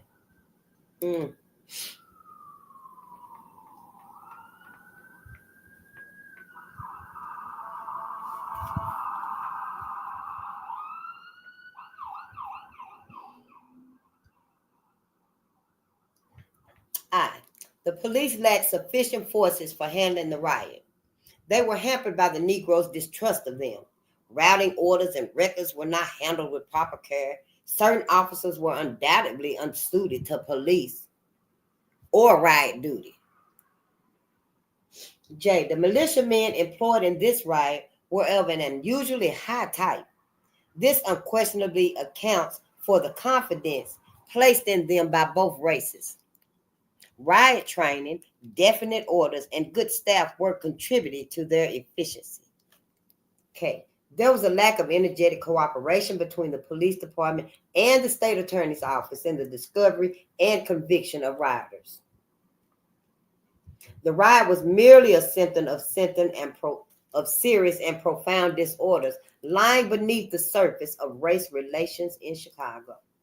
The study of the riot, therefore, as to its interlocking provocations and causes, required a study of general race relations that made possible so serious and sudden an outbreak. Thus, to understand the riot and guard against another, the commission probed systematically into the principal phases of race contact and sought accurate information on matters which in the past have been influenced by dangerous speculation. And on the basis of its discoveries, certain suggestions to the community are made. So they was making an effort. It seemed like it was a sincere effort, being made. But, let's read. 3 cases of racial violence in the United States.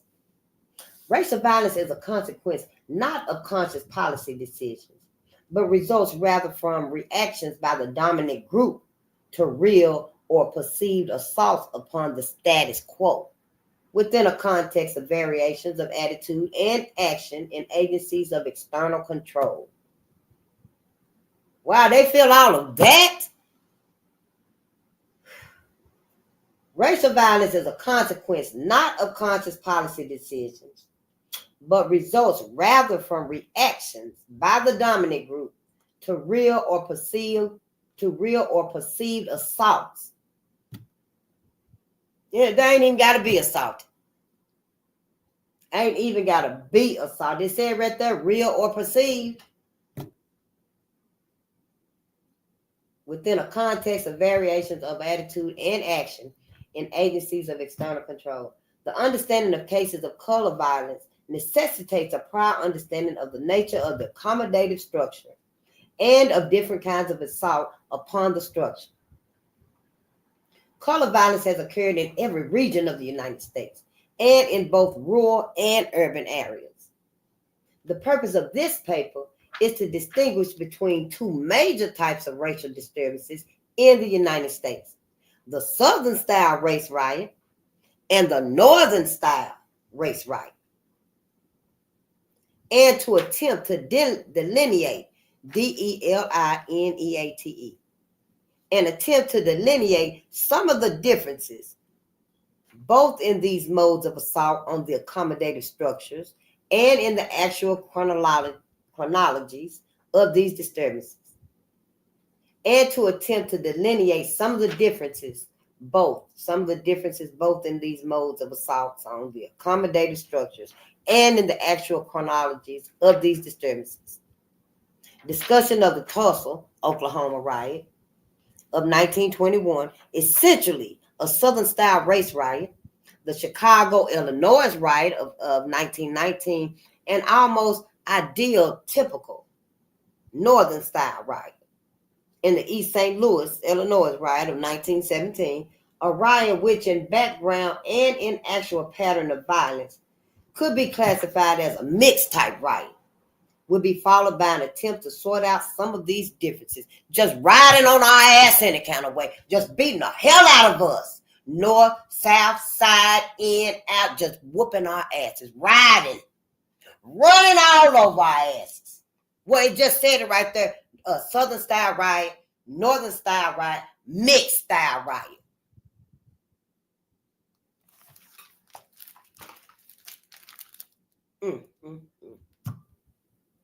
Ooh, let's read.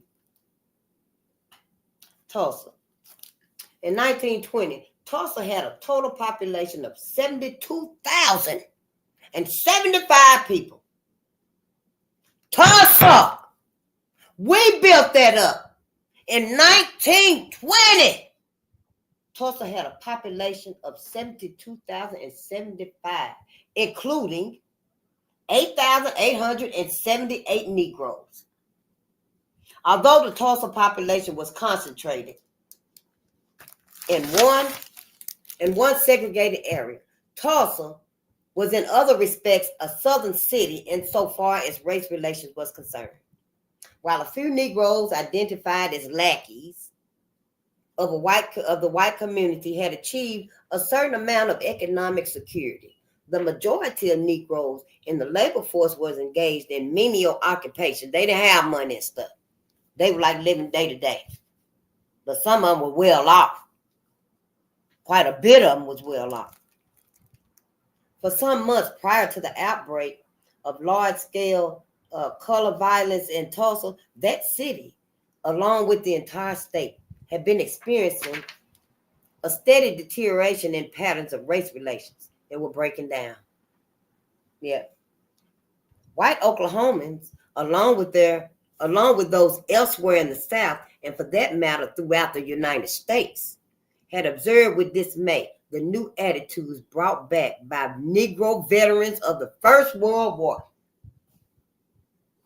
White Oklahomans, along with those elsewhere in the South, and for that matter, throughout the United States, had observed with dismay the new attitudes brought back by Negro veterans of the First World War. Oh, they were mad. Oh, yeah. All of them were looking at each other. You see how they come back like that? You know how when you want to say something to somebody, you look at them and y'all look at each other. That's how all of them were doing. Every last one of them were doing. Yes, and they just said it right there. The white Oklahomans, along with everywhere else in the South. That mean the Tennesseans, the Kentuckians. That mean all of them. The Missourians. They all were looking at black folks like that. All like, oh, damn, they done came back high-headed. Now they got a high head. Then they said all over throughout the United States. Throughout the United States. Against you, black man. You. Everybody against you. Within the country, the war had been accompanied by new militants in the Negro population. Where am I at? Shit. In the Negro population's demands for rights and opportunities due to Negroes as citizens. Oklahoma was in early 1921 experiencing a minor agricultural recession, but it was a minor, kind of like, you ain't got meat for a while. Got to eat vegetables and fruits or something like that, but particularly manifested in the fall of cotton prices. Rural Negroes moving into urban centers added to the increase of social tension. Finally, it was alleged that agitators, particularly the IWW and Bolshevik organizers, but some also from growing American nationalist groups of the period, were contributing to disaffection of the Negro community. Wow. Finally, it was alleged that agitators, particularly the IWW and the Bolshevik organizers, but some also from growing American nationalist groups of the period, were contributing to disaffection of the Negro community. What does that mean? Contributing to disaffection. For all the love, they wasn't giving love no more, wasn't love for black people no more, or appreciation or gratitude. Let's read. On the last day of May 1921, a Negro named Dick Rowland. A Negro named Rowland was arrested, accused of attacking a white elevator girl, who, in addition to being white, was also an orphan, making his alleged offense even more heinous. He was taken to the county courthouse, and rumors circulated in the Negro community that he was to be lynched. Early in the evening, a crowd of heavily armed blacks assembled before the courthouse with the ostensible purpose of preventing a lynching. OSTENSIBLE. With the ostensible purpose of preventing a lynching. A police attempt to disperse the Negro crowd and to throw a protective cordon around the building was met by a volley of shots from the Negroes. News of this incident quickly spread, and armed whites soon began to converge on the area. Some broke into hardware and sporting goods stores and armed themselves. Automobiles loaded with armed whites sped through the city in all directions. The police were unable to gain control of the situation. According to reports in the New York Times, the first actual shooting occurred when a Negro was stopped by a police officer and disarmed. When, as reported by the officer, he resisted, the officer shot him dead. The crowd of the whites near the courthouse increased in size and belligerency. They were going off. You know they get to slobbing and crowding. While the white detective was unable to stop a verbal dispute between Negro and white factions, firing broke out and soon became general. The Negroes gradually fell back on the Negro area where they entrenched themselves and held the white mob at bay until daybreak. Convinced by the firing at the courthouse that the local police had lost control, the municipal authorities appealed to the governor for armed assistance. He, in turn, promptly directed the attorney general to take necessary steps to establish control. 3 companies of guardsmen were rushed to Tulsa and surrounded the courthouse. Other guard units were alerted. The courthouse mob was dispersed by morning, and in the confusion, Rowland was spirited away. That was Dick Rowland. That was his name. It was on the following day, when the alleged culprit had already been removed from the city, that major violence occurred. Armed whites participated in a mass assault upon the Negro section, most of which was burned during the rioting. Although heavy armed resistance occasionally met the white attack, Negro activity was primarily defensive. Many fled the area and gave themselves up to white authorities for safety. A Negro deputy sheriff was active in disarming many Negroes. What seems to have started as a result of the intention of some Negroes to prevent a possible lynching became, before its bloody conclusion, a massacre of Negroes reminiscent in character, if not in scale, of pogrom. P-O-G-R-O-M. A pogrom. That's a new word. Many people were killed, more Negroes than whites, and property damage in the Negro area amounted to almost total devastation of an area a mile square. If the demands for completeness of explanation are not too rigorous, a distinction between sacred and secular precipitating incidents in color violence can prove suggestive. A major foundation of the sacred doctrines of white supremacy is the need for protection of white Southern womanhood. Northern urban race riots have usually resulted from assaults upon the accommodative pattern related to secular spheres, like housing and recreation and transportation, employment, though precipitating incidents may still be more sacred in content. Violation of sacred spheres of the accommodative pattern has been the immediate cause of Southern style riots. The Tulsa riot, with its case of alleged Negro assault upon a white woman, provides therefore a classic example of a Southern style riot in precipitating incident. Now, second characteristic of Southern riots is a pattern of non-resistance on the part of the minority population. This pattern did not characterize the Tulsa disorders in its early stages, as can be seen from the account above. Once the riot was underway, however, the colored population retreated to the Negro section and in subsequent violence acted defensively. Once they retreated, that's when they knew where, they got their weapons. That's when they could hold their own, when they got back to their territory.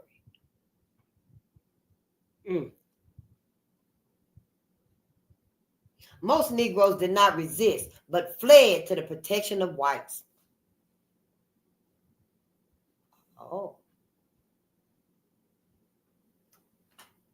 Most Negroes did not resist, but fled to the protection of white folks. Had there been no resistance, property destruction would have been much smaller and the number of dead much reduced. Well, I guess you might want to, run and ask Miss Jenny to help.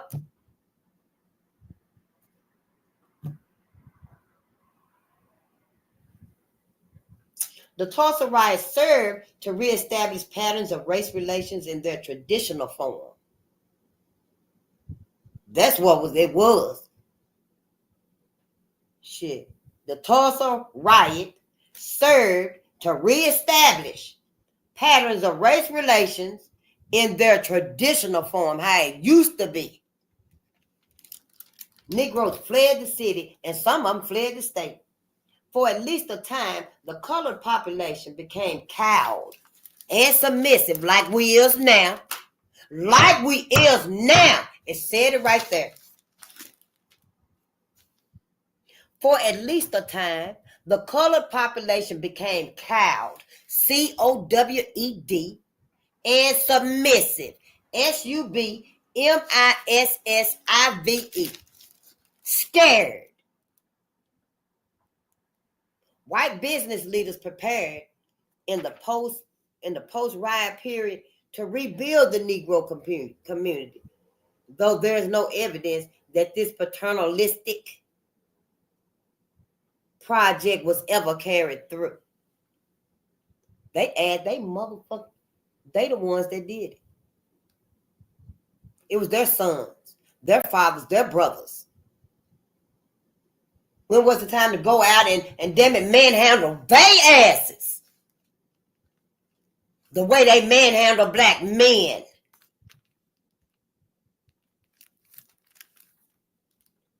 But I digress. Let's read. Chicago.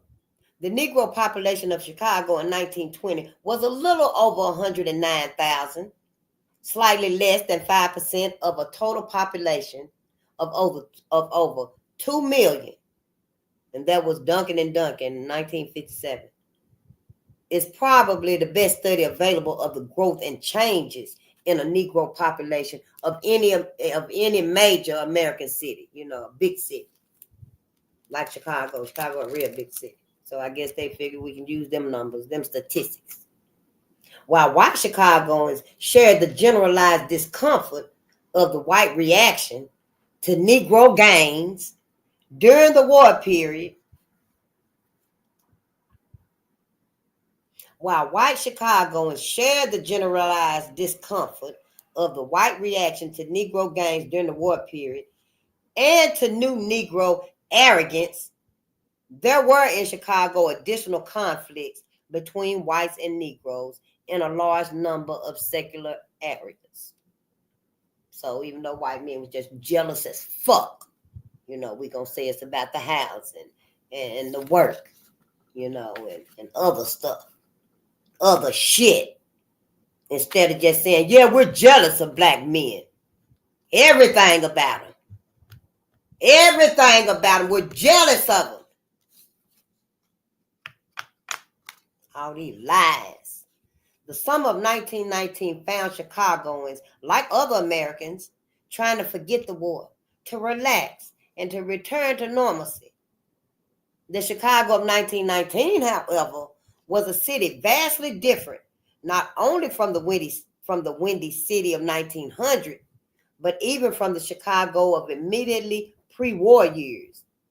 Along with other northern industrial communities, the city had experienced sharp changes in its demographic structure during the war years.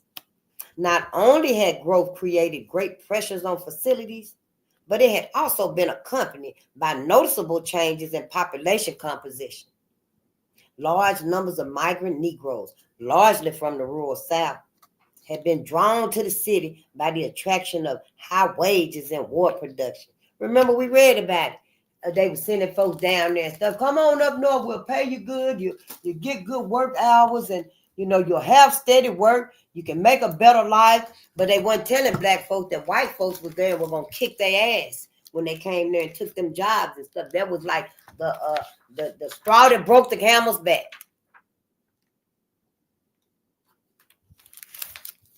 Just used all the fucking time. Used, abused, neglected, rejected, don't ask for nothing. And we fall for it every time. Give them the benefit of the doubt instead of trusting in each other. Let's read. It is a truism, TRUISM. It is a truism that outside conflict increases internal solidarity.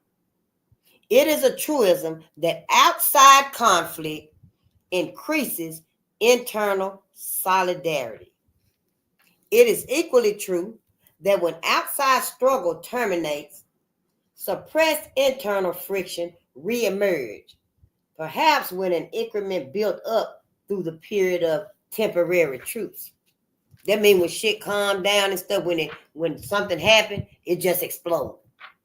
Because, little stuff been happening and, it really ain't been resolved. So that little residue and then the new event or whatever happened, it just kind of like you pour milk and soda. Pour some milk and some Coca-Cola, and you know how they just explode and just run over and stuff. So that little temporary truce, these little temporary truce we got, see, and that's true of today. We got all of these truces. We think we good now, everything all right now, we cool. But it's just another temporary truce. It's just another temporary truce. Don't get it twisted.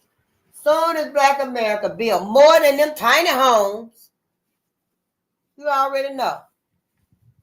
Soon as Black America build more than them tiny homes, it's a wrap. It's gonna be a wrap. White America gonna snap. It's gonna be on again, and Black America gonna be looking like, I thought we was past this shit. Yeah. That's what Black America. I thought we were past this shit, man. No, that's what you thought. I wonder is white America gonna tell Black America at that point that nah, man, we was on a mission. Nah, man, we always been on this. Y'all the ones. Y'all the motherfuckers. Shit, thought that this wasn't that. Let me let this window down, shit, because it's getting chilly in here. Shit, Black America, we gotta wake up. I ain't gonna keep us all night, honey. We got a whole book to read. Shit, don't be rushing me. Shit, I'm still like, oh wait, but yeah, we getting through it though. I know I'm learning that shit. I ain't never learned before. My big brain, honey, it must be big. We must got some really big brains. I mean, we still here for this. It's interesting to me. I would have been a success story. Hell, if they were teaching me in school, hell, all of us would have been a success story. If we not even to get this, if we'd have got a little bit of this, we'd all been success stories. Hell, them teachers need their asses beat. And now with all the, made me think about a couple years ago and stuff. Lately we done had some school strikes and stuff. We're always having school strikes to make things right for the students and the teachers. Why the schools ain't never made things right for Black kids? Why they ain't did a whole overhaul and add, a strong curriculum? Why they haven't done that? Because Mary McLeod Bethune said it's time for us to do it. It's time for us to do it. This little bitty pencil right here. You can write with it. Give me a second. I can write with this little pencil right here.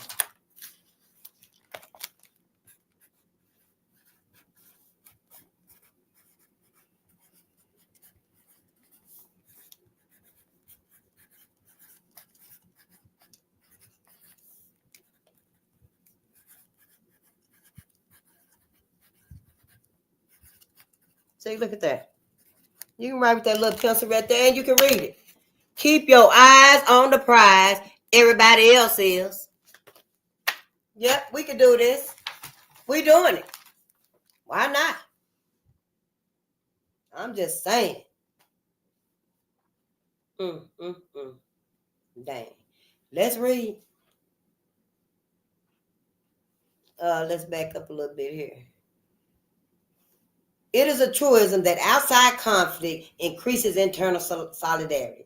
It is equally true that when outside struggle terminates, suppressed internal friction reemerge, perhaps with an increment built up through the period of temporary truce. Even during the war, there have been housing disputes and struggles over recreational facilities and public transport, and occasional clashes, you know, over like racial insults and breaches of racial etiquette. With the disappearance of the unifying pressures of war, these disputes took on a deeper significance. So during the war, it was them little bitty petty things happening. But then, you know, after the war, them little petty things like became something real big. You know, like during the war, they were like, how dare you come here with, you know, the white woman and, you know, and flaunt her around, you know. You ain't supposed to be here doing that, you know, and they probably would stop doing it and not come there again and stuff. But then after the war, something like that, oh, it's time to go. It's time to fight. Yeah, it's time to take it there. That's what I get out of it. Because they said, you know, even though during the war, there had been some little small clashes. But shit, after them pressures of needing to fight the war, you know, it was hard. They needed to work and got to do this and do that for the war. But once the war was done, you know, that wasn't a priority. The war wasn't no more. So in other words, the focus shifted back to Black America. Everything that's wrong with Black America, everything we don't like with Black America, the focus shifted like it always do. It don't matter what the struggle is. It don't matter what the loss is. It don't even matter who the aggressor is, who is causing the unrest. White America always find their way to turn around and make it about Black folks. Why? They do it today. Right today. Turn around acting like this whole what's going on now because everybody finding out, oh, hell, we voted for Trump. They taking this away. Oh, they is fucking freaking out and stuff, you know, because he's supposed to be doing the deporting and all that stuff. And so they just, you know, it's like, oh, we didn't know he was going to do that. My husband, my mom and them is immigrants. But see, everybody did that shit because they knew, hey, this is going to fuck Black folks up. You know, we want to go this way for the sole reason. Because this right here is going to fuck Black folks up. See, it's always about Black folks. It don't even matter, hell, if it's finna kill 25,000 other folks. It don't even matter. It don't matter if it's babies, old folks, disabled folks, newborn babies, unborn babies. It do not matter. Long as it's against Black America and it's going to cripple, hurt, stop Black America, we doing it. We doing it. Everybody ass gonna get it. That's how it is. That's how it is. And everybody know it. So see, really, the only reason, the only way everybody else can escape that is if, hey, we'll hand them over. We'll hand it over. We done fooling. We got to be done with these folks before they sacrifice our ass again. And honey, there's a whole lot of them out there that want Black America too. I mean, they hate y'all ass Black men. They hate your ass. Yeah, they got us hating the Black man and stuff. But see, we finna heal Black America. Yeah, we gonna heal Black America. That's why we here. And I ain't gonna keep us here all night either. Because honey, don't be trying to have me read this book and all of this, because this is heavy. This is a lot. And that's why we do it at night. So we can have time to process it. We can have time to process it and process our greatness. We are phenomenal. We are a miracle. It's a wonder every last one of our asses ain't crazy as fuck. I mean, can you imagine? Now, we is fucked up out there, but hell, we got reason to be. We've been traumatized. You know, everybody got this mindset. Everybody got this mindset. That's what I got out of the very first paragraph, the introduction of this book. Is that the mindset that we see now, this rage, this violence in the world, everybody took it on here. But then to me, from the other book, Racial Violence in Kentucky, 1865-1940, it seems to me when white men decided in Kentucky, we not finna just drag black bodies down the street and just skin the skin off of it in public no more. And so they went underground, but everybody else is openly fucked up. But white America is subtly underground, hidden. Shh, fuck you up. Because everybody hates black America. Everybody doing what white America do. The white man, what his ass do.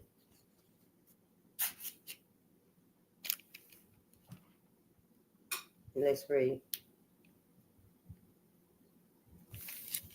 It has been observed that large numbers of Negroes entered the Chicago labor market during the war. They entered as non-union workers. The war over union versus non-union employment reemerged as an issue. The antagonism of white union men against scabs and strikebreakers was augmented by anti-Negro prejudice. Veterans in the labor market made the problem even more complex. Chicago had been the scene of some of the most bitter struggles for union recognition. White workers had no intention of having this fight negated by employment of non-union labor, particularly Negroes. The latter were understandably reluctant to give up advances made during the war years. And that was Grimshaw, 1962b. Whites and colored alike perceived threats to their means of livelihood. See, white folks knew that when they ran down there getting black folks. Come on, let's go. We got a better life for you. They knew it. It was like, they set it up. They just wanted cheap labor instead of paying, folks what they wanted and stuff. We just been a whole setup the whole time.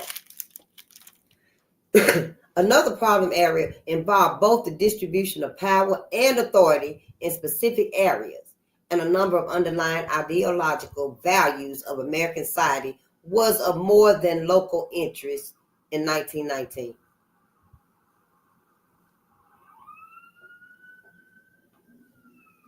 During the war, Negro citizens had raised questions as to why they should participate in a white man's war.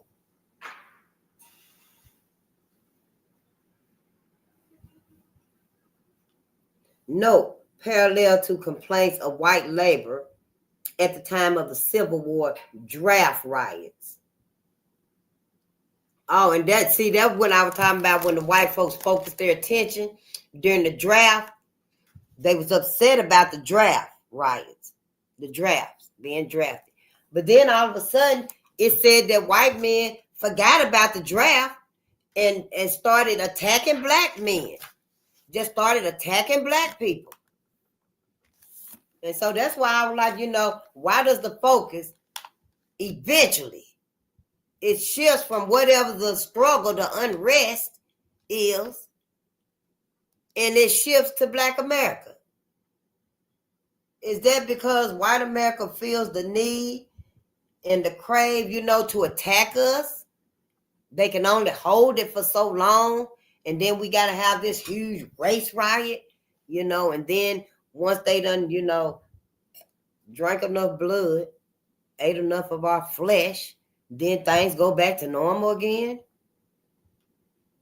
I'm just saying, don't try to get me to speak it like you wanted to put some sugar on it.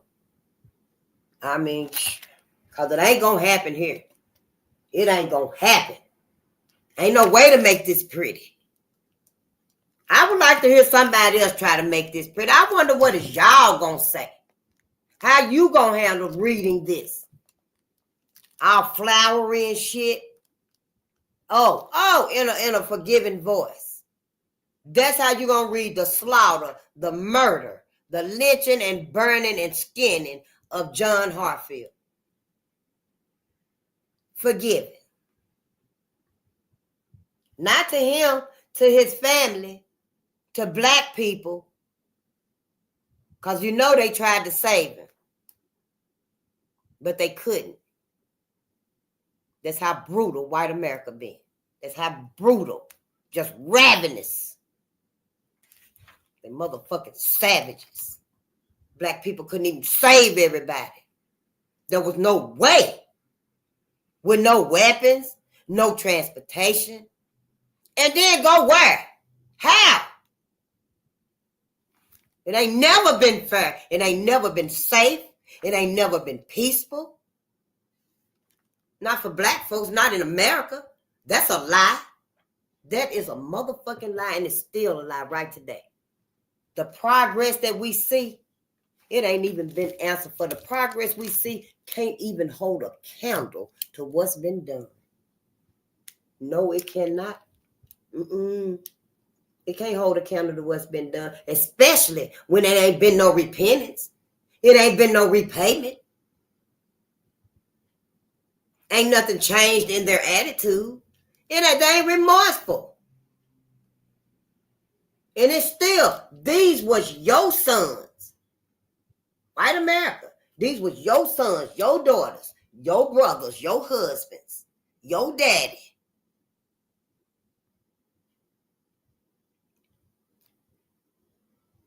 And still is.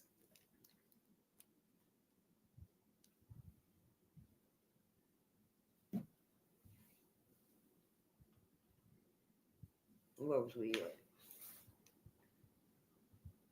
Oh, no parallel. They were loyal and contributed heavily to the war effort. But the Negro press maintained adamantly that the full benefits of democracy should be extended to all citizens. Returning Negro veterans felt that they had earned these rights, and some said that if they were not freely extended, they would take them. More militant expressions of this attitude became widespread with the war's conclusion. The dominant white population, particularly in the South, but in the North as well, expressed this concern over apparent breaches of the accommodative structure. Is the accommodative structure black people? When we read this again, I'm going to have to pay attention to that, because is that how they refer to us, accommodative structure? Because every time I see it and read it, it seems like it's in place of a person, place, or thing. But I digress. Let's read. With the disappearance of external threat expressions and with the disappearance of external threat, expressions of anxiety about the Negro forgetting his place came from spokesmen of the white community who said he would be kept in that place by force if necessary. There have been scattered cases of violence even during the war. The war over, whites and Negroes confronted one another in sharp disagreement over the distribution of power and authority and over interpretations of basic ideological values, those of white supremacy and those of equality. At the same time, a climate of fear and suspicion concerning the Red Menace further confused the national scene. The revolution in Russia seemed frightening, and the government and policies of the new nation were unknown quantities. Prediction of world revolution did not relieve anxieties. Alarms of Bolshevik propaganda were abroad, and the non-racial policy of the IWW was widely interpreted as evidence of a red and black conspiracy. All during the summer of 1918. And then, the riot happened in 1919. Activities of the Negro press during the war had raised questions of Negro loyalty. And although Attorney General Mitchell had given the Negro press a clean bill of health, a more radical press was appearing in the North. Between the 1st of July, 1919 and the 1st of March, 1921, there were 58 bomb explosions in Chicago. Almost all of them obviously related to the Negro housing problem. Only 2 suspects were apprehended, and there were no convictions. And that's the Chicago Commission on Race Relations, 1922. Every expansion of the area of Negro residence was met with resistance, frequently violent. Most of the time it was violent. Probably all of the time, unless they just couldn't get them. Disputes over recreational facilities was heightened by unofficial discrimination, the activities of gangs of white hoodlums, and by inefficiency of the police.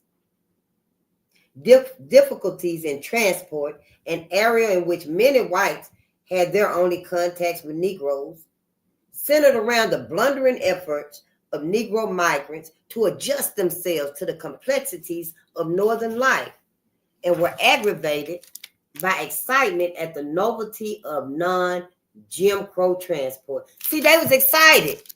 They didn't have to worry with Jim Crow. You could get on the train and the trolley, you know, and it was like, wow, you know, this is cool. This is moving up. This is a better life. That's how they looked at it. This is a better life.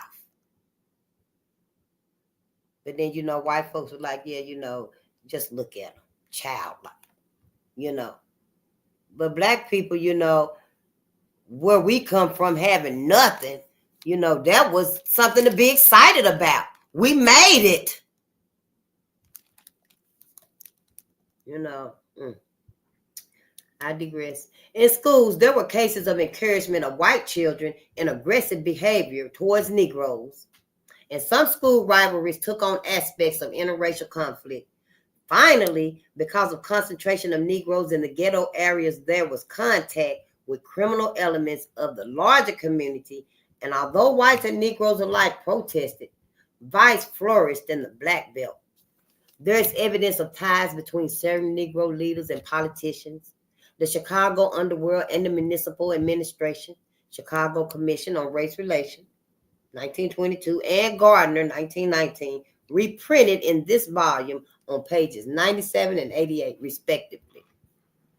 Chicago in 1919 was a city characterized by high social tensions. Like other urban industrial areas, it shared a concern over post-war economic adjustments, and more particularly over the role of unions and of Negroes in the post-war labor force. Oh, they were fucking worried about it. When these Negroes come back, they already done dominated everything in the war, got all of these medals. Now they finna come back and they finna start taking the jobs and working and stuff. And, you know, this man right here, and you know, black men were so regal. Just regal. Stand up. No nonsense. Men. And then white men just felt like, so, you know, yeah, they felt some type of way about it.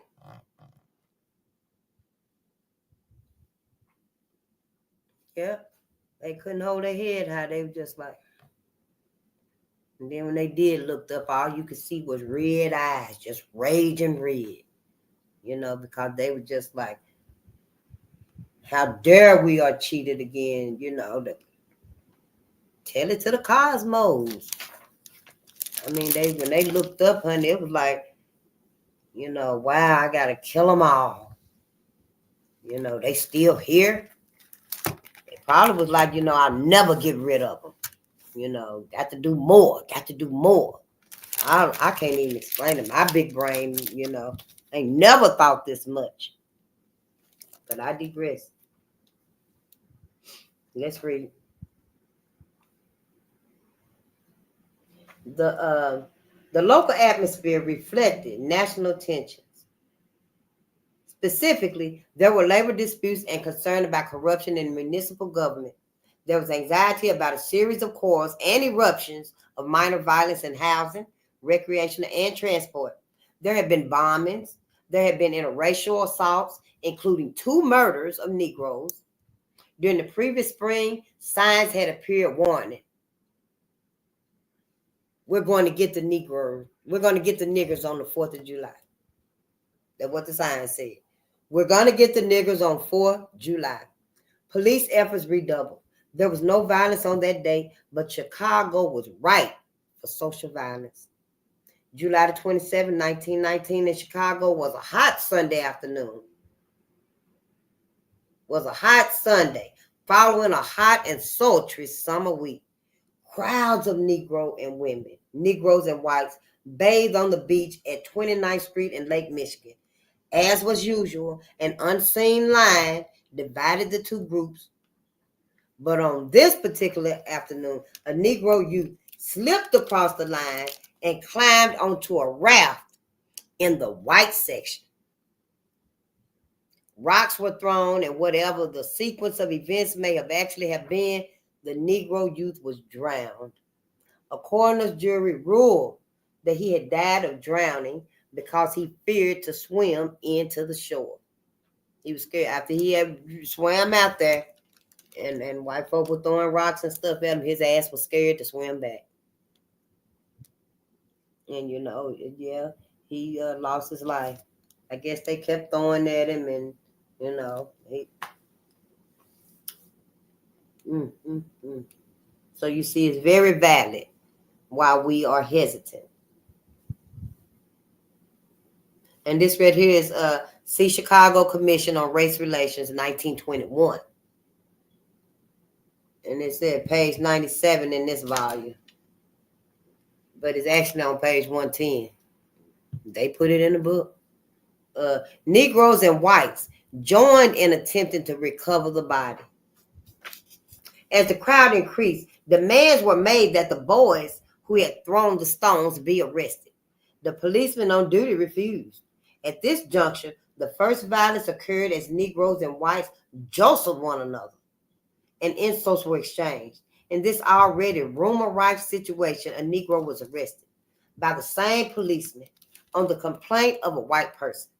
Negroes attacked the policeman. The riot had begun. Color violence spread inland from the lake, and by that evening, large mobs of whites and Negroes were attacking members of the other racial group in areas near the beach. They was attacking people that wasn't even on the beach. Yep. Whites and Negroes were attacking members of the other race, of the other racial group in areas near the beach. Yep. During the night, violence spread through the city, remaining concentrated on the south side. Rumors spread and the tempo of the violence increased. Typical patterns of northern urban color violence was manifested. Streetcars were stopped and Negroes was hauled from them, beat, sometimes killed. Mobs of both races operated along the peripheries of Negro neighborhoods, attacking isolated members of the other race. Negroes returning to the Black Belt from employment in the Stockyards district were attacked by young hoodlums. Occasionally, pitched battles occurred between mobs of one or the other race and the police. Police control was ineffective, and after considerable vacillation, vacillation, the governor was petitioned for support, which he promptly provided. The Negro area was then quarantined. After a week, the fighting stopped. With 38 known dead, 23 of them Negroes, many of both races were seriously injured, and property damage was substantial. Rumors circulated of hundreds of Negro dead, many allegedly thrown into a creek running through the area. Tenements had been raised in the district back of the yards, apparently in an attempt by provocateurs, provocateurs,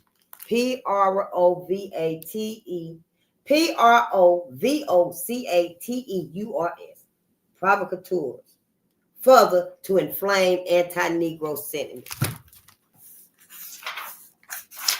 Oh, my ancestors. Yeah, we're going to go ahead. We got like 4 or 5 more pages. East St. Louis.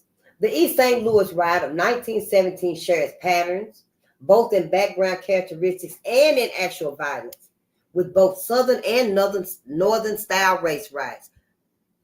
Both Northern and Southern style.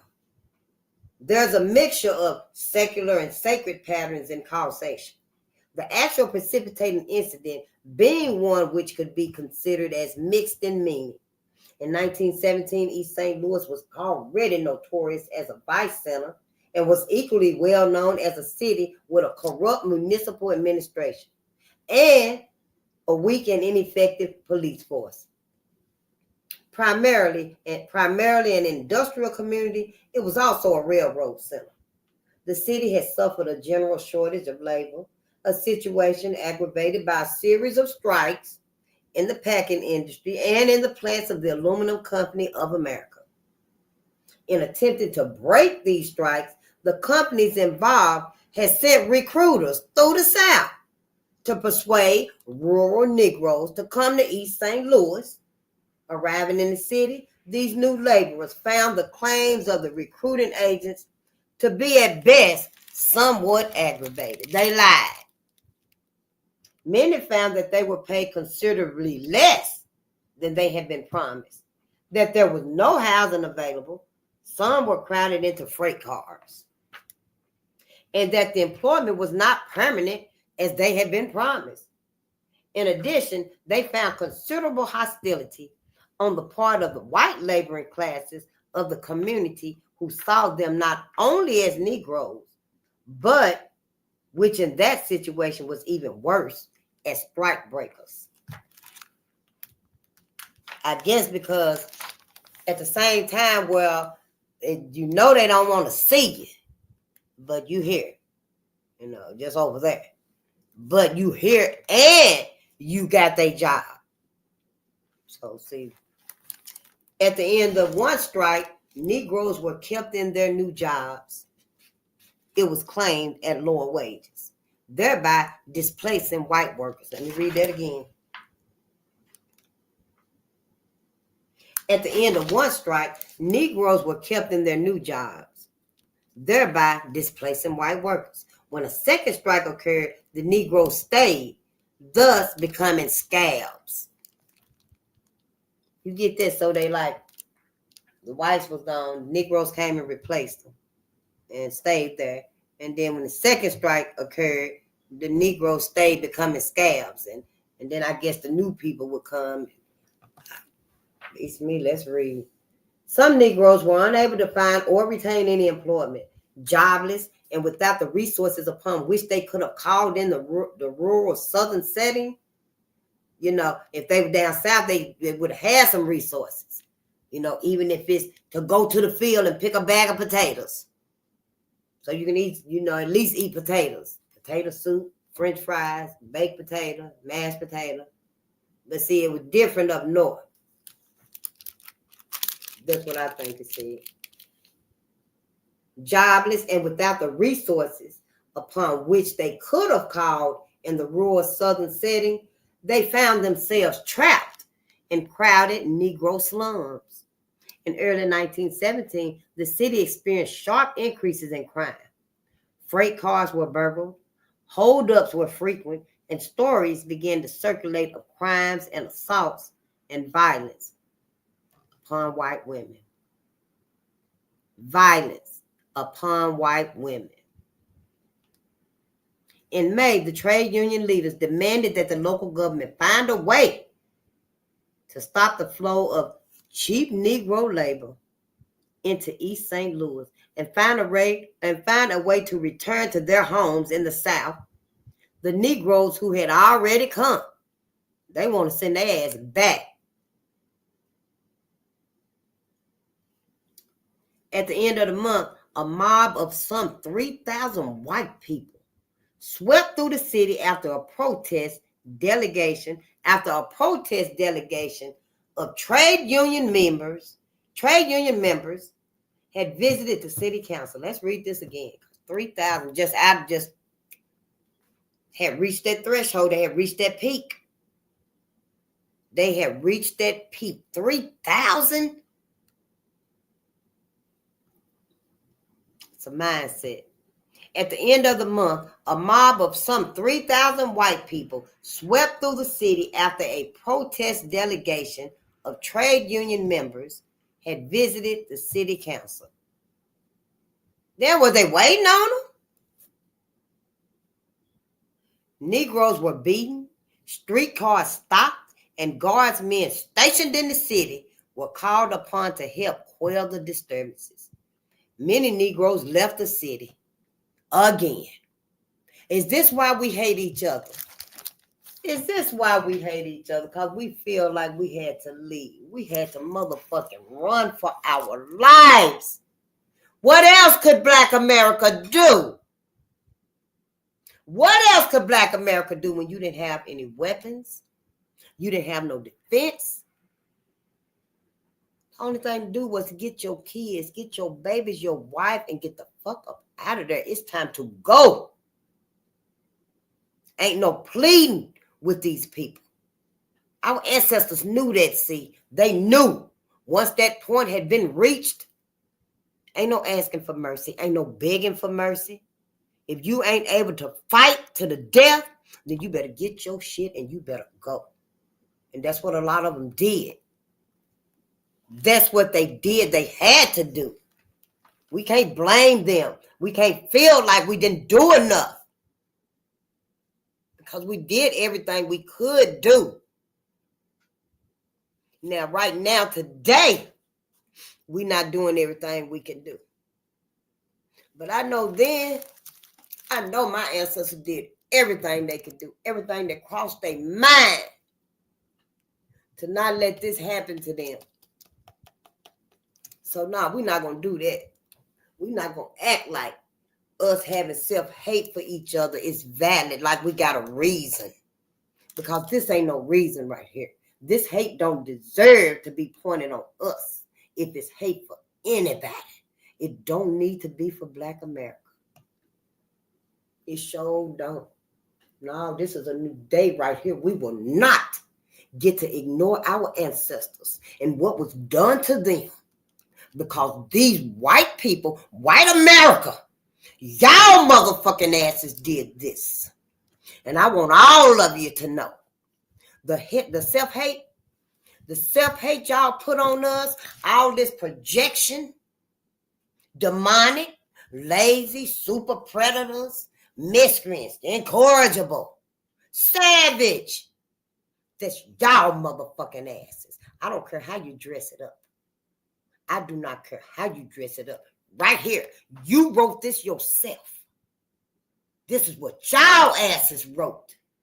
Ain't nobody projecting this on white America. We not making this up and say, oh, that's how white people is. No, it's in the book that your ass wrote.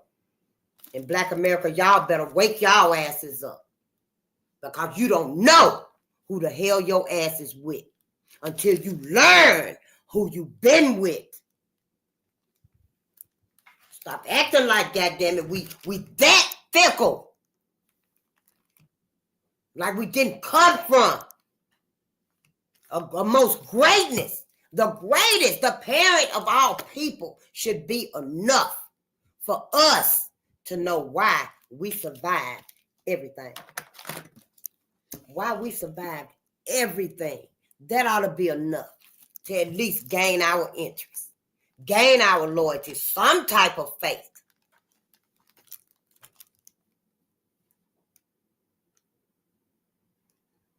But nah, we don't want to read this. We ain't ready for this. We ain't ready. Let's wait another 50 years, Face. Let's wait another 50 years.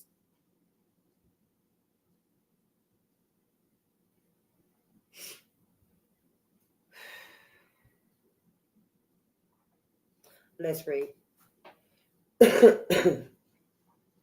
On the night of Saturday, where were we at?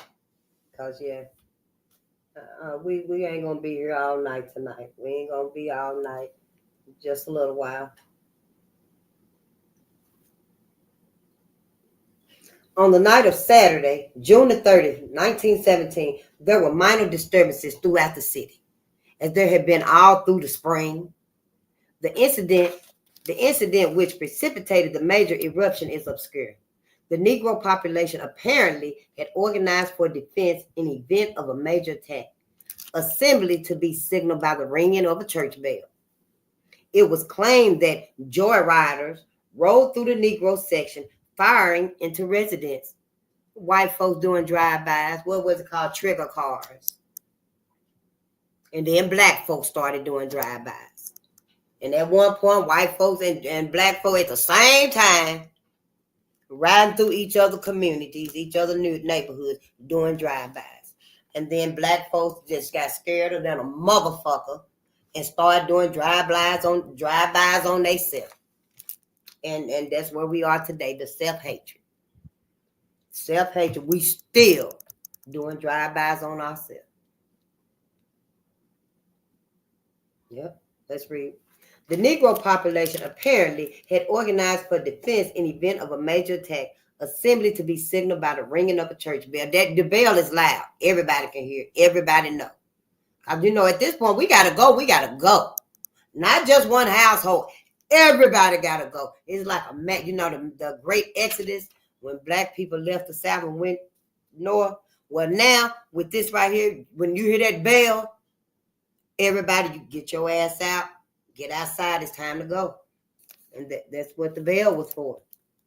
It was claimed that joyriders rode through the Negro section, firing into the neighborhood, into the residence. The church bell was rung, and a large body of armed Negroes gathered. Oh, yeah, the people left. The people left when they rang the bell. Get the babies, get your little food, get your milk, and get on up out of here. Because the brothers came out when they heard that bell. Armed brothers came out. See, the family got to get to safety because you know white folks finna go all in. White folks finna go all in, but see, they never expected when they gonna meet that black resistance. But it was coming. And it came. Yes, and it said it right here. The church bell was rung and a large body of armed Negroes gathered. And you know it was some sister somewhere were like, Betty, take the babies. Yeah, because she was like, I'm man and my man. I'm right here. You already know, honey. Someone telephoned the police. Someone telephoned the police that a mob of armed Negroes was gathering in response to the call to arms. Honey, an automobile filled with police officers in plain clothes. They came out of home, church, school, walking, wherever they was at. They came in plain clothes. They drove to the scene to disperse the crowd.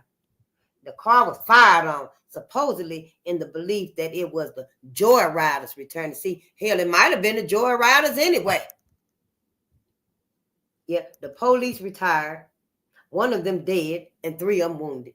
Whatever may have been the intent of those involved in this initial incident, large mobs quickly formed to avenge the death of the slain policemen.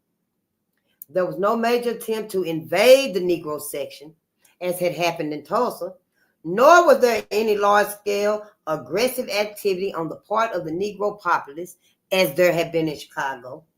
Small mobs of from 50 to maybe 100 whites, largely males, but with a sprinkling of female leaders, pursued and assaulted individual Negroes. All 100 of white women was out there chasing Negroes. See, that's why I just said, sister said, better get the kids. I'm staying here. I'm staying here. And that was right on time. Because see, up until now, it ain't really said that white women had their motherfucking asses out there chasing black men too.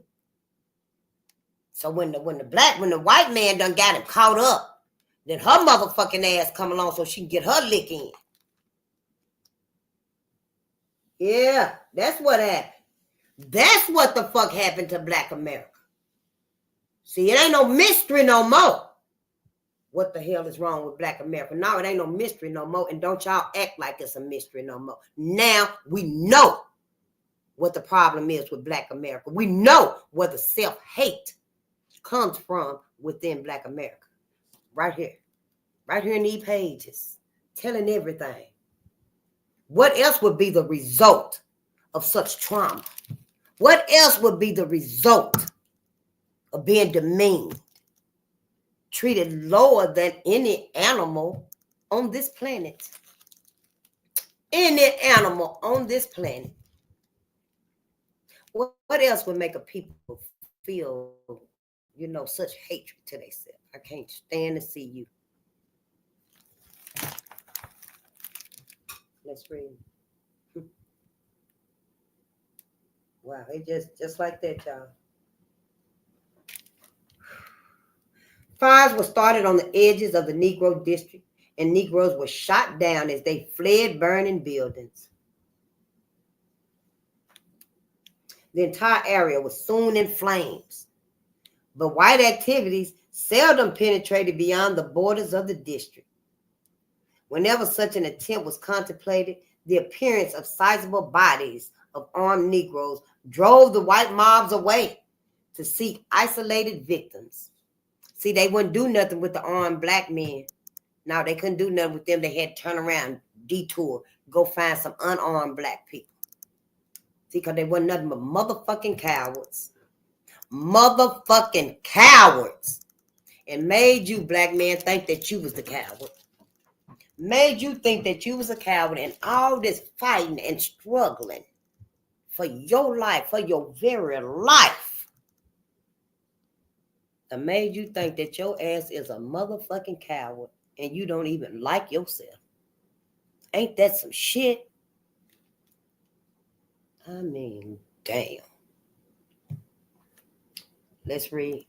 Streetcars were stopped and Negroes poured from them, beaten and sometimes killed. Negroes found in white areas, whatever their business, was caught and beaten. Some of them was working there. You know, we still work for white folks. You know, whatever the reason.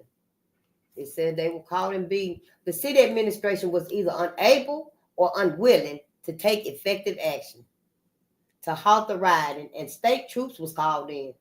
Neither the local police nor the state troops was effective. And a congressional committee was which investigated the riots, held the commander of troops responsible. Beatings and even lynchings occurred in full view of armed soldiers who took no steps to halt the carnage. The investigating committee found that 9 whites and 25 Negroes were known to have died, but noted that other Negro dead had probably been consumed in the flames. Damage estimates of over $3 million was later somewhat reduced. Negroes left the community in large numbers. Our ass, we left again, got the fuck up out of there. Every time we had to go, we were gone. That's why, y'all, that's why we hate ourselves. Self-hate. Because of these motherfuckers. Some fleeing across the river to St. Louis. Others returning south. Comment. Southern style race riots had 3 major differentiating characteristics.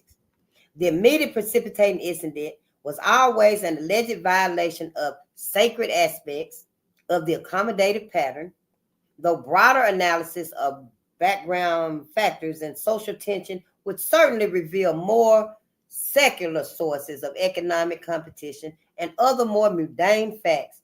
Resistance of the Negro population, with a few sharp exceptions, was minimal and quickly disappeared. A net result of disorders and their aftermath was a reestablishment of earlier accommodative patterns, with the white community firmly in its subordinate position. Wow, I guess things went back to normal with white folks in charge, and black folks, you know, just tolerating it. This pattern, a gradual buildup of tension through assault, however moderate, on the status quo, followed by a real or imagined incident in which the very tenets of white supremacy were questioned and sharp reprisals enforced against the Negro populace, culminated in reassertion of white dominance. Yeah, white folks had to help get in our ass again, I guess.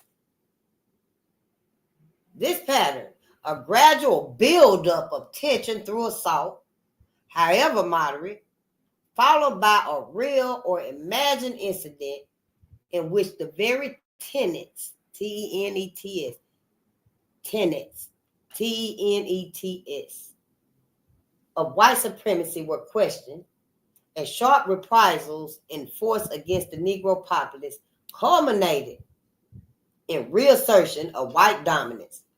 And it occurred in all major color violence in the American South in the 19th and early 20th centuries. The past tense is used advisedly. It is unlikely that such a pattern would occur now.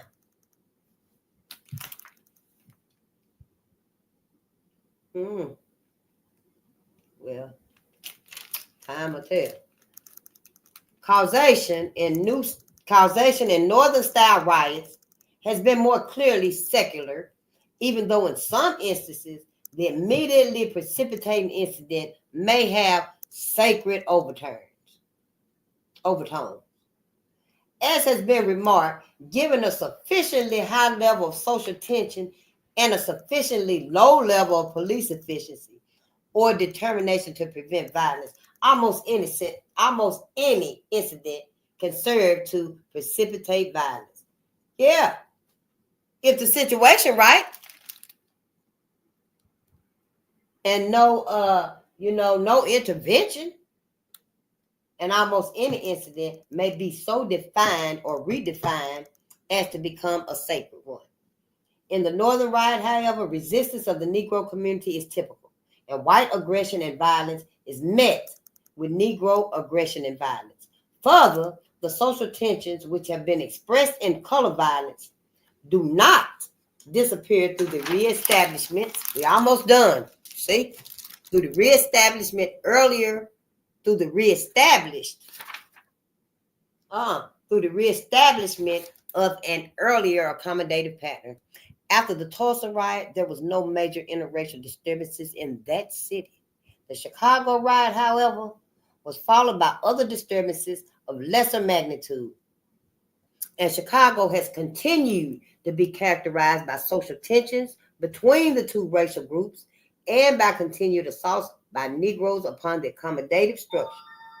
Minor violence continued to occur in Chicago through the 40s and 50s following the Second World War, and only major changes in the policing of the city prevented the occurrence of a major interracial disaster. Color violence expressed in the patterns of the Southern-style race riots is unlikely to occur again in the United States. Said who? And who believe him? This is not because all urban police forces have attained levels of efficiency and objectivity which permit them to exercise effective control over expressions of social tensions. And they better not say nothing similar, nothing remotely like white America has made a change for the better and can tolerate the grandness, the creativity, the man that the black man has become, that the white man could never kill. So let's see. Nor is it because appeals are no longer made to whites to defend the tenets of white supremacy doctrines. There are many individuals, both in the South and in the North, who are either fanatically committed to those doctrines or sufficiently cynical to use appeals to them to scream more secular motives. Now that right there seems like, manipulation right there. I mean, yeah, right today. I mean, everything. I wish I could tell y'all what I found earlier, but I'm going to have to wait on that. But yeah, ain't nobody being sincere. They wasn't sincere then and they ain't sincere now. Sure ain't. That is a lie.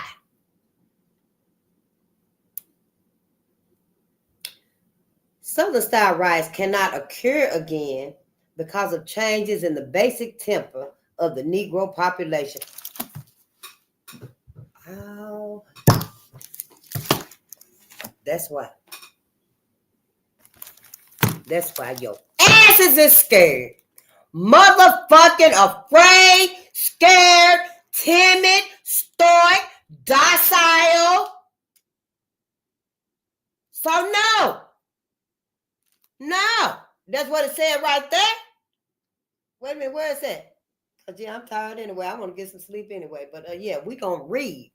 We gonna finish this, and tomorrow we gonna start back. But we ain't finna rush through this. No, we can't get no healing. Speed reading through this.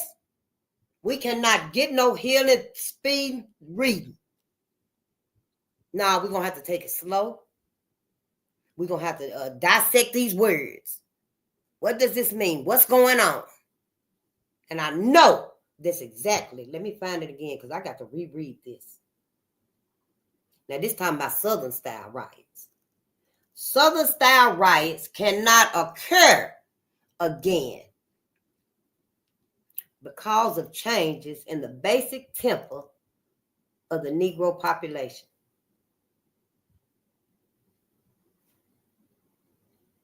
Now, see, to me, I think that means something totally different than what they talking about. But to me, it's saying that because Black America refuses to see and acknowledge,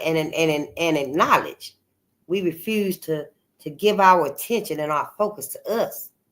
We rather keep the peace. That's the temper of Black America. Now, just keep the peace. By any means necessary. Don't stand up for yourself, Black America. Keep the peace by any means necessary. That's why it'll never be like that. It'll never be. Because hell, white folks already know shit. Just raise your voice up. Black folks gonna, they're gonna bow down. Southern style riots cannot occur again because of changes in the basic temper of the Negro population. Damn. Pretty much called y'all asses wimps. Yep, pretty much called Black men wimps, pussies, punks. That's what it said, basically. It's saying that you ain't got the manhood that you had then to fight back. So, white folks, they ain't got to go all out on you no more. That's what it means to me. I ain't being disrespectful or nothing else. They the one put sugar on it. Hell, they should have left it raw and funky like they did everything else. Shit, I'm not going to sugarcoat it. For what? Ooh, there are still many Uncle Toms. Many members of the older generation of Negroes have been opposed to the militants with which the struggle for equal rights have been pushed by Negro youth in the South. Whether in the attempt to go to schools or in attempts to eat at lunch counters. But it is doubtful that even these older Negroes would now fail to provide some resistance to large-scale attempts by whites physically to punish the Negro population as a collectivity. That was a lot. Many members of the older generation of Negroes have been opposed to the militants with which the struggle for equal rights has been pushed by the Negro youth in the South. Fight back. I guess that would be fight back. Whether it was in the attempts to go to school or in the attempts to eat at the lunch counter.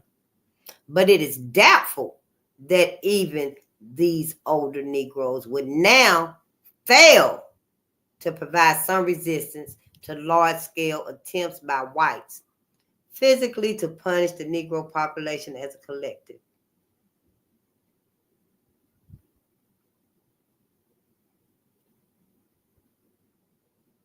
So I think what it's saying is back then, the elders, but they was against, the militants. The militants. You know how you be militant. They was against it back then, whether it was, to go to school or to eat with them and stuff. But today, they said they really doubt if these the elder Negroes, if they would fail. We doubt if they'll fail to help y'all. It says, it is doubtful that even these older Negroes would now fail to provide some resistance to large-scale attempts by whites physically to punish the Negro population as a collectivity. Interesting enough, the new Negro militants is most frequently expressed within the frame of Gandhian non-resistance. Gandhi. Particularly in those groups under the leadership of Reverend Martin Luther King and his colleagues. Worldwide attention has been focused on nonviolent but insistent attempts by these groups to conquer their white brothers with love.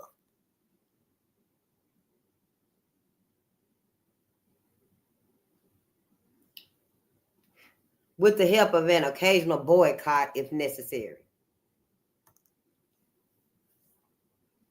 The appeal of the picture of a church filled with praying Negroes and protected from angry whites by sullen white policemen is great, as is that of Negro young people unflinchingly permitting white hoodlums to burn them with lighted cigarettes, but refusing to respond with violence.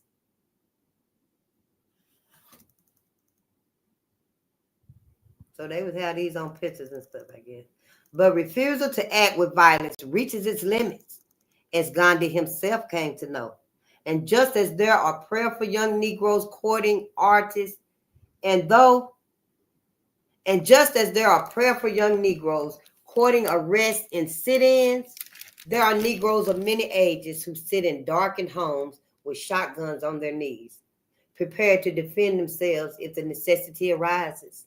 And particularly in northern cities, there are some young Negroes who do not wait for violence to come to them, but are prepared to carry it into the enemy camp. The occurrence or non-occurrence of large-scale color violence in cities in the United States continues at this juncture to depend upon the police and other agencies of external constraint. Police forces in several southern cities have shown in recent years that they are capable of controlling social tensions and preventing the eruption of violence.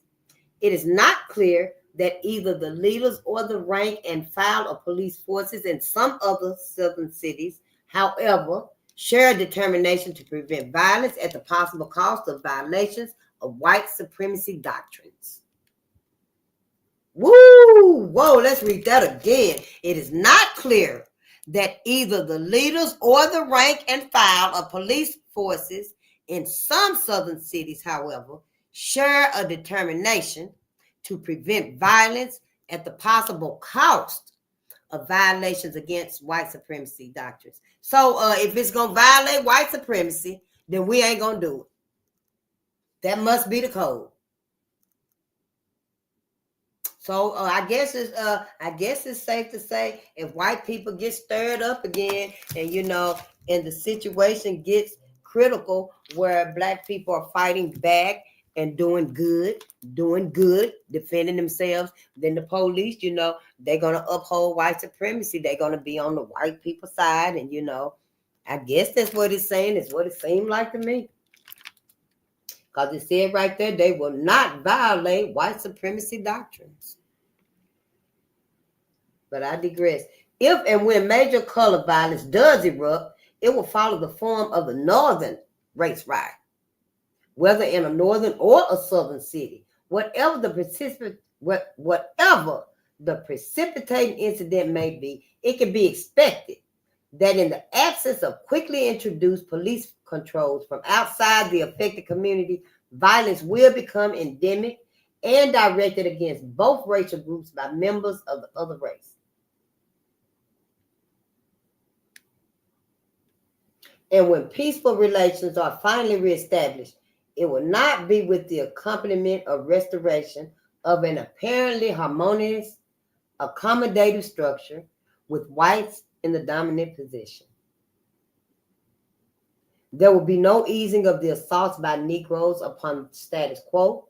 However peaceful the actual modes of attack may be. Social tensions will continue at a high level until some of the underlying secular causes of that tension are changed, and until members of the dominant group adopt new attitudes, which will allow them to accept a new status quo. See, white America cannot accept the new status quo of the black man being his own man. And until that happens, it's going to always be,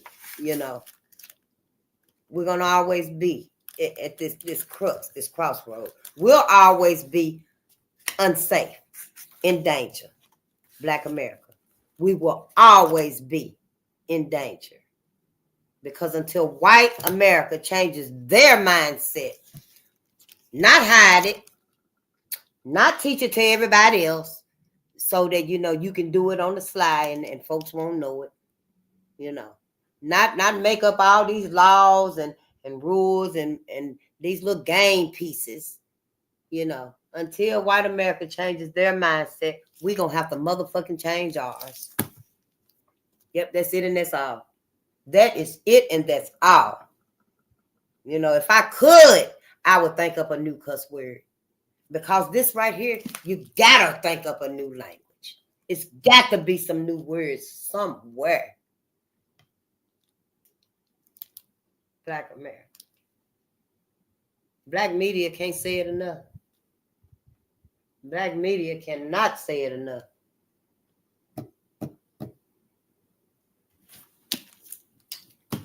And you know I love you. And you know I love my ancestors. Good day to you and gratitude to our ancestors. I know we don't want to hear these things. And I know I'm not telling it to you where it's easy. But hell, I ain't reading it where it's easy. Nobody said it was going to be easy. This is the easy part, just reading it. Imagine when we got to start doing these things. We got to start ensuring that we are safe. Imagine when we start working towards our healing, what it actually looks like. It's going to take a vision. You know that, don't you? But if you don't, you should. Don't be here and just be here. We got to be here to think. We got to be here to help each other to visualize and see a better day for us, a safer day for us. We cannot let our children remain, unknowing. That's putting it kindly. We can't let our babies be, still unknowing about this. They at least need to know about the self-hate, why they have self-hate. Don't you think that's worthy of knowing? If we tell them why and help them see, then hell, they'll be able to teach each other. They'll be able to let each other know. It was Robert Smiles. It was the brother that went in to help Charles Nails, and even though the sheriff cut him down with that hatchet because he was standing behind the door, Harriet rushed in there and grabbed him up like a sack of potatoes and ran out the door with him. And some people gave them their wagon and horse. And so they took off on the wagon and horse, and the black people were still back there, making sure that white folks wasn't chasing them. But the other white folks, they was on horses and stuff too, and they were shooting at while they was in the stagecoach going, she was getting him to safety. They ass was on the other, they were still shooting them. See, they always follow. They always follow, whether it's in a boat, whether they running, whether they on a stagecoach. It just wasn't no way to get away. And is that another reason why Black America self-hates? Because we never could get away? See, we need to find out the reasons to these. There's nothing more important. There's nothing more that we need to answer. Because if we don't answer these questions, we ain't coming together. What are we going to come together temporarily for? Unhealed. They're just going to set us, when we do crumble, that's just going to set us back, another 10, 50, 100 years. And when it set us back, who's going to be right there to chain us up, white America. So yeah, Black America, we're in another reawakening. I know we clearing it. So we're in another reawakening. So let's just wake up. And that's it, and that's all tonight. Good day and gratitude. I love you all, and let's just, do what we got to do. We'll get through this. We'll get through all of this because we were meant to. The cosmos didn't bring us through all of this, didn't bring our people through all of this so that we could just give up and let whatever be. Oh, it's all right. Whatever gonna be. We don't want to give our babies that old bullshit ass, frame. Whatever gonna be. No, we gotta make it. Can you imagine if our ancestors were just like, well, it is what it is, and if they get our future generations, then they'll have to deal with it too. No, they didn't say that. They said, no, we're gonna save our future generations. We're their saviors. And they meant it. They did, and they are our saviors. Keep your other saviors, but don't forget about the ones that literally saved your black ass. I mean, literally. All of us would be in chains right now. We still in mental chains, but hey, we got the freedom to move, and that's what we need to do. And I don't know about y'all, but shit, I'm tired and sleepy too, and hungry, thirsty too, voice cracking over here and stuff and everything. But I love y'all. Number one, sister. I know that's right, my brother Kevin. I love you all so much, family. And I'll see y'all tomorrow at lunchtime. And y'all know we finished this book on our ancestors. Now we got a couple of more we're gonna do with some ancestors. Then we're gonna move our noontime lessons up. You know, we just getting good with, you know, some heroes and stuff so we can know the power that we can create from. Because it's natural, it's divine, it's ours. It comes from the cosmos. They gave it to them, they gave it to us. We got all of the power that we need for everything.